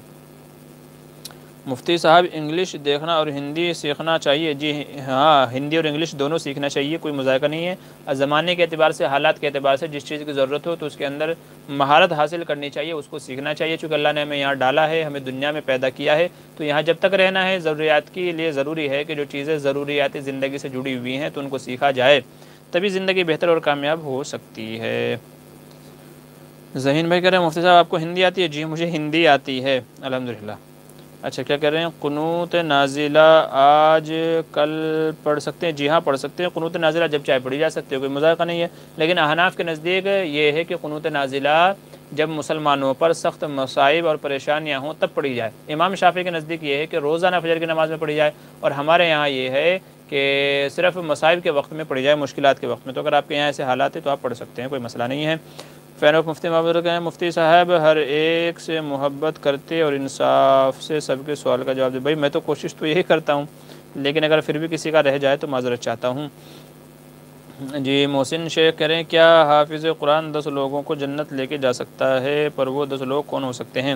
جی ایسا بعض حدیث میں آیا ہے کہ حافظ قرآن 10 لوگوں کی قیامت میں سفارش کرے گا، وہ کوئی بھی ہو سکتے ہوں، یہ حافظ قرآن کے اوپر مدار ہے، وہ جس کو لے جانا چاہے گا ان کو لے جا سکتا ہے، ماں باپ ہیں، بھائی بہن ہیں، بیوی ہیں، بچے ہیں، رشتہ دار ہیں، دوست ہے، کوئی اجنبی آدمی ہے، جس کو بھی حافظ قرآن چاہے اللہ کے یہاں سفارش کر کے اپنے ساتھ جنت میں لے جا سکتا ہے، جیسا کہ بعض حدیث میں ہے۔ تبسم انصاری کہہ رہے ہیں سلام کرنے کے بعد بڑے جو سر پر ہاتھ پھیرا کرتے ہیں جائز ہے؟ جی ہاں یہ عمل جائز ہے، وہ بطور پیار و محبت اور بطور دعا کے ہوتا ہے، تو سر پر ہاتھ پھیرنا ان کا جائز ہے، یہ بطور عنایت بطور محبت کے ہوتا ہے، تو اس میں مذائقہ نہیں ہے۔ کہہ رہے ہیں امام کو سورہ فاتحہ کے بعد آمین پڑھنا چاہیے یا نہیں؟ جی پڑھنا چاہیے، ہلکی آواز سے، زور سے نہیں، ہلکی آواز سے، تو ہم بھی آمین کے قائل ہیں، ایسا نہیں ہے، لیکن جو مسئلہ مختلف بھی ہے وہ زور سے اور آہستہ سے، تو ہم کہتے ہیں کہ آہستہ سے پڑھنی چاہیے، تو امام صاحب کو بھی مقتدیوں کو بھی آہستہ آواز سے آمین کہنا چاہیے۔ محمد اکرم کہہ رہے ہیں آپ واٹس ایپ نمبر کیا ہے؟ میں سہارنپور سے ہوں، آپ کون سی جگہ سے ہیں؟ جی میں بھی سہارنپور سے ہی ہوں، آپ باقی واٹس ایپ پہ رابطہ کر لیجئے، انشاءاللہ وہاں آپ کو پوری تفصیل آپ کو میں بتا دوں گا میں کہاں سے ہوں۔ تو اور رہی بات ہمارے نمبر کی، تو پرانی ویڈیوز میں ہمارا نمبر آتا ہے، اور یا تو ہمارے یوٹیوب چینل کے اباؤٹ میں جا کر کے دیکھ لیجئے، ویڈیوز ہے، کمیونٹی ہے، چینل ہے، تو اباؤٹ میں جا کر کے دیکھ لیجئے، اباؤٹ میں جہاں ہمارے بارے میں تفصیل ہے تو وہاں نیچے ہمارا ای میل آئی ڈی بھی ہے، فون نمبر بھی ہے، تو وہاں سے فون نمبر آپ لے لیجئے گا۔ جی ایم ایس حسین السلام علیکم۔ وعلیکم السلام۔ حافظ زید کہہ رہے ہیں شب برات پر روحیں وغیرہ ملاتے ہیں، شریعت میں کیسا ہے؟ جی میں شروع میں عرض کیا تھا کہ یہ سب من گھڑت ہے، یہ خرافات ہے، شب برات میں روحیں وغیرہ نہیں آتی، اور جو کہہ رہے ہیں آپ ایک دوسرے سے ملتی ہیں، آپس میں ملاقات کرتی ہیں، تو اس کا بھی حدیث میں کوئی ذکر نہیں ہے، جہاں تک کہ میرا مطالعہ ہے، تو میرے مطالعے کے میرے علم کے حساب سے میرے علم میں ایسے کوئی روایت نہیں ہے کہ روحیں آپس میں ملتی ہوں یا گھروں میں آتی ہوں۔ خسر بھی محرم ہوں گے کہ نہیں؟ جی ہاں خسر بھی محرم ہے، سسر اور خسر بھی کیا ہے؟ محرم ہے، تو ان کے ساتھ بھی عمرے پر جا سکتا ہے، لیکن اگر سسر اور بہو دونوں جوان ہوں تو پھر ساتھ میں رہنے سے بچنا چاہیے کہ نہ جانے شیطان کب گناہ کے اندر ملوث کر دے۔ تو اگر جوان ہوں تو پھر بچنا چاہیے، احتیاط کرنا چاہیے۔ پھر بعض علماء نے پردے کا بھی حکم دیا ہے کہ اگر فتنے کا اندیشہ ہے، دونوں جوان ہیں، تو پھر سسر سے بھی پردہ کرنا چاہیے، حالانکہ پردہ نہیں ہے لیکن فتنے کی وجہ سے پردہ کرنا چاہیے۔ اور اگر بوڑھے ہیں، ایسے کوئی فتنے کا اندیشہ نہیں ہے، تو پھر پردہ نہیں ہے، پھر عمرہ وغیرہ پر بھی جایا جا سکتا ہے۔ ذہین بھائی کہہ رہے ہیں سورہ یاسین قبرستان پڑھنے سے مردے کا عذاب دن میں دور ہوتا ہے اور ایک بڑا یاسین پڑھنے۔ دیکھو مطلقاً احادیث میں سورہ یاسین پڑھنے کا حکم دیا گیا ہے۔ اقروا، شاید مجموع الزوائد کی روایت ہے، اقروا علی موتاکم یاسین، کہ اپنے مرنے والوں پر یاسین پڑھا کرو۔ تو یہ قرآن کریم کی صورت ہے، انشاءاللہ امید ہے کہ اس کو پڑھیں گے تو اللہ تعالیٰ عذاب کے اندر تخفیف پیدا فرما دیں گے۔ اب دن میں ایک بار دو بار آپ جتنی بار چاہے پڑھ سکتے ہیں، کوئی مذائقہ نہیں ہے۔ بس میں بیان کہنا ہے جناب فیضان قاسمی صاحب، مفتی صاحب ہر کسی کے سوال کا جواب دیتے ہیں، ایسا کوئی مسئلہ نہیں ہے بھائی۔ بزم بیان آپ ذرا اوپر جا کر کے چیٹ میں چیک کر لیں کہ ان کا کوئی سوال آیا ہے کہ نہیں۔ اگر کوئی سوال آیا ہے تو براہ کرم آپ لکھ دیں مجھے، میں 2-3 منٹ اور لائیو ہوں تو آپ جا کر کے اوپر چیٹ میں چیک کر لیں کہ ان کا کوئی سوال آیا کہ نہیں۔ ہو سکتا ہے مجھ سے مس ہو گیا ہو تو ذرا آپ بتا دیں مجھے، یہ آپ کی ذمہ داری ہے، میں اتنا دوسرے لوگوں کے سوال کے جواب دے دیتا ہوں۔ اچھا ذہین میر کہہ رہے ہیں کہ مجھے مفتی صاحب دماغ میں بہت سوال پیدا ہوتے ہیں، کیا کروں؟ بھائی بعد میں جو ہے پوچھ لیا کیجئے، بہتر ہے کہ آپ اپنے یہاں جو مسجد کے امام صاحب ہیں نا، جو عالم صاحب ہیں، ان سے رابطہ کر لیجئے، ان کے ٹچ میں رہیے، انشاءاللہ وہ آپ کے سارے سوالوں کے جوابات دے دیں گے، ٹھیک ہے؟ تو ان سے رابطہ کر لیجئے، بڑا آسان ہے ان کے لیے، وہ آپ کو ہر وقت مل جائیں گے، ہر نماز میں مل جائیں گے۔ میں ہر نماز میں نہیں ملوں گا، میں صرف اتوار کے دن آپ کو یہاں ملتا ہوں۔ آج تو ظہر کے بعد رکھا ہے، چونکہ مغرب کے بعد اور کئی سارے کام کاج ہیں، تو کئی ساری مصروفیات ہیں، ان کی وجہ سے ظہر کے بعد رکھا ہے، نہیں تو ہر اتوار کو عشاء کے بعد ہوتا ہے 9 بجے۔ تو بہرحال اچھا کیا کہہ رہے ہیں قبر پر پھول ڈالنا کیسا ہے، حدیث سے ثابت تھا؟ جی نہیں، حدیث سے اس کا ثبوت نہیں ہے کہ قبر پر پھول وغیرہ ڈالے جائیں، یہ منع ہے۔ تو قبروں پر پھول ڈالنے والی بات غلط ہے، بلکہ حضور صلی اللہ علیہ وسلم کو تو معلوم ہو گیا تھا کہ ان کو عذاب ہو رہا ہے، تو اگر آپ کو بھی پتہ ہو کہ ہاں اس کو عذاب ہو رہا ہے، اللہ جبریل کے ذریعے بتا دے، آپ کے اوپر وہی اترے، تو الگ بات ہے کہ بھئی آپ کو بھی معلوم ہو جائے کہ ہاں اس کو عذاب ہو رہا ہے اور اس کی شفا اس میں ہے، تو آپ بھی رکھ سکتے ہیں۔ لیکن ظاہر سی بات ہے کہ یہ بات محال ہے، ناممکن ہے، کسی اور کو پتہ ہی نہیں ہے کہ اس کو عذاب ہو رہا ہے کہ نہیں ہو رہا ہے، تو وہ حضور کی خصوصیت تھی، صفت تھی۔ علماء یہی فرماتے ہیں کہ بھئی حضور نے جو ٹہنی رکھی تھی، شاخ گاڑی تھی، تو اس کی وجہ یہی تھی کہ حضور کو معلوم ہو گیا تھا وحی کے ذریعے سے، اور حضور کو یہ بھی معلوم ہو گیا تھا کہ آپ یہ ٹہنی اگر گاڑیں گے تو اس کو عذاب میں ہلکا کر دیا جائے گا، تخفیف ہو جائے گی، تو اس لیے حضور نے کیا تھا، تو وہ حضور کی صفت تھی، اور صرف اسی مردے کی صفت تھی، وہ اور کی صفت نہیں تھی۔ بقیہ اور کوئی حدیث آپ کو ایسی نہیں ملے گی کہ حضور ہر ایک کی قبر پر ٹہنی گاڑتے پھر رہے ہیں، ہر ایک کی جو ہے اس پہ جا کے قبر پہ جا کے پھول چڑھاتے پھر رہے کہ اس کا عذاب ہلکا ہو جائے۔ تو جب کسی اور حدیث میں نہیں ہے تو مطلب یہی ہے کہ یہ مسئلہ الگ ہے بقیہ مسئلوں سے، لہذا اس مسئلے پر قیاس کرتے ہوئے یہ کہنا کہ پھول ڈالنے کا ثبوت ہے، پھول ڈال سکتے ہیں، یہ غلط ہے۔ تو قبروں پر پھول ڈالنا چڑھانا جائز نہیں ہے۔ اچھا آگے چلیے، تندرست کیا اچھا اور کیا کہہ رہے ہیں؟ جی ایم ایس حسین کہہ رہے ہیں چونا بھٹی مسجد ممبئی میں فجر کی نماز کے دوران کچھ عربی دعائیں چل رہی تھی، وہ کیا ہو رہا تھا پوری تفصیل میں بتائیں، میں بھول رہا ہوں۔ وہ کیا پڑھ رہے ہیں تو وہ تو وہی بتا سکتے ہیں، لیکن میرے خیال سے قنوت نازلہ پڑھی جا رہی ہوگی، اگر پڑھی جا رہی ہوگی تو قنوت نازلہ ہی پڑھی جا رہی ہوگی جو مصیبت کے وقت میں پڑھی جاتی ہے، ہم نے بھی پڑھی تھی ہماری مسجد میں، تو وہی ہو سکتی ہے، غالب گمان وہی ہے، چونکہ اور تو کوئی ایسی دعائیں ہیں نہیں جو الگ سے نماز میں پڑھی جائیں، صرف قنوت نازلہ ہی ہے، تو وہی پڑھی جا رہی ہوگی۔ اچھا ذہین اختر کہہ رہے ہیں سب سے ریکویسٹ ہے میرے صحت کے لیے دعا کرے۔ اچھا ٹھیک ہے، تندرست آدمی نفل نماز بیٹھ کر پڑھ سکتا ہے؟ یعنی جی بیٹھ کر کے پڑھ تو سکتا ہے لیکن ثواب آدھا ملے گا۔ تندرست آدمی اگر بیٹھ کر کے نماز پڑھتا ہے تو اجازت ہے، لیکن ثواب آدھا ملے گا، تو اس لیے بہتر ہے کہ کھڑا ہو کر کے پڑھے۔ محمد نعمان کہہ رہے ہیں السلام علیکم، سبھی سامعین سے گزارش ہے کہ بے بنیاد سوال نہ کیا کریں، اور کسی صاحب کا مسئلہ کیا کہہ رہے ہیں رہ جائے تو ناراض نہ ہوا کریں، جب کبھی ناراض ہوں تو سیدھے کسی مدرسے میں داخلہ لے لیا کرو۔ خیر جزاک اللہ بھائی، نعمان بھائی جزاک اللہ، شکریہ۔ اچھا سید ساجد کہہ رہے ہیں شب برات میں قبرستان جانا کیسا ہے؟ بھائی جیسا کہ آج کل ہم لوگوں نے رواج بنا لیا ہے تو رواج غلط ہے، کبھی کبھار زندگی میں چلی جائیں تو اجازت ہے، جیسا کہ حضور صلی اللہ علیہ وسلم گئے تھے، کبھی کبھار تو چلے جائیں، چپکے سے چلے جائیں تو اجازت ہے۔ باقی چراغاں کل کے دوستوں کو ساتھ میں لے کر کے بلا کر کے جانا ہے، یہ سب باتیں غلط ہیں۔ رات کا میرا بیان تھا اسی ٹاپک پہ تھا، تقریباً 1 گھنٹے کے آس پاس بیان ہے، تو اس میں پوری تفصیل میں نے بیان کیا، انشاءاللہ آج کل میں اس کو اپلوڈ کر دوں گا۔ تو شب برات کے تعلق سے، قبرستان کے تعلق سے، اور شب برات میں کن لوگوں کی مغفرت نہیں ہوتی، یہ تمام تفصیلات آپ کو اس میں مل جائیں گی، تو آپ وہاں دیکھ لیجیے گا، انشاءاللہ سن لیجیے گا۔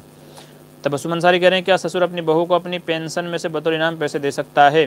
جی انعام کے طور پر بھی دے سکتا ہے اور زکوٰۃ دینا بھی درست ہے بہو کو، جی زکوٰۃ بھی دے سکتا ہے اور انعام کے طور پر بھی دے سکتا ہے، کوئی مذائقہ نہیں ہے۔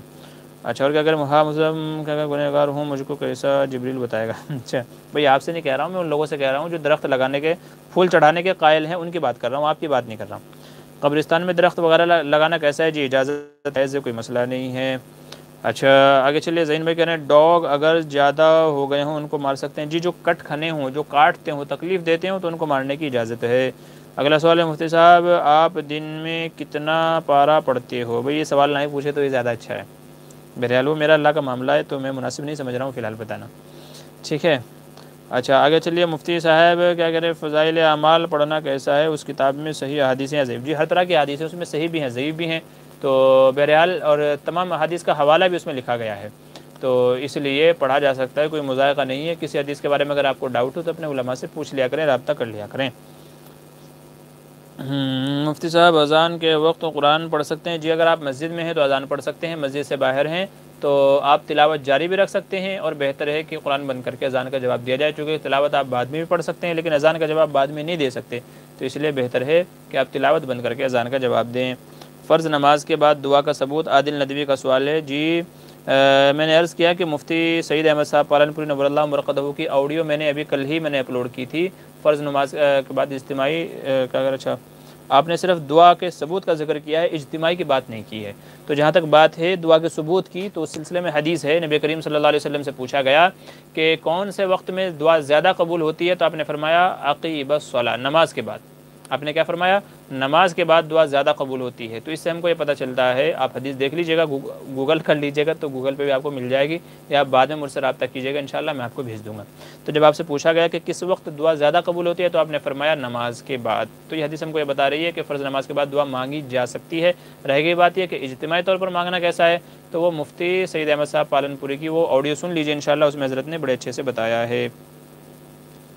اچھا ٹھیک ہے، اگر بہت بیمار ہوں کیا کہ بیٹھ کر نماز پڑھ سکتا ہوں؟ جی اگر کھڑے ہونے کی ہمت نہیں ہے تو بیٹھ کر کے بھی نماز پڑھنے کی اجازت ہے۔ جی ٹھیک ہے، تمام حضرات کے سوالات کے جوابات ہو گئے ہیں۔ چلیے انشاءاللہ آج کا سوال جو ہے یہیں پر یہ ہمارا پروگرام مکمل کر لیتے ہیں، 1 گھنٹہ 30 منٹ 20 سیکنڈ ہو چکے ہیں ابھی تک کے۔ چلیے انشاءاللہ پھر کسی روز جو ہے اگلے ہفتے انشاءاللہ پھر ملیں گے نئے سوالات کے جوابات کے لیے۔ بیان کے لیے بتائیں کتابیں کون سی جو عام کے لیے؟ جی 12 مہینوں کی 12 تقریریں ہیں، عمدہ تقریریں ہیں، دل نشیں تقریریں ہیں، بہت ساری کتابیں ہیں، تو ان میں سے آپ منتخب کر لیجئے، وہاں آپ کو مل جائے گی۔ جی آپ کا بہت بہت شکریہ، جی ٹھیک ہے، جزاک اللہ۔ تمام حضرات کا شکریہ جو بھی جڑے تھے، انشاءاللہ پھر اگلے ہفتے اتوار کے دن ہوگا، آپ لوگوں کو پہلے اطلاع کر دی جائے گی، تو تمام حضرات سے گزارش ہے کہ ایک دوسرے کے حق میں دعا کرتے رہا کریں، ٹھیک ہے۔ چلیے میرا بھی گلا بولتے بولتے بیٹھ گیا ہے۔ السلام علیکم ورحمۃ اللہ وبرکاتہ۔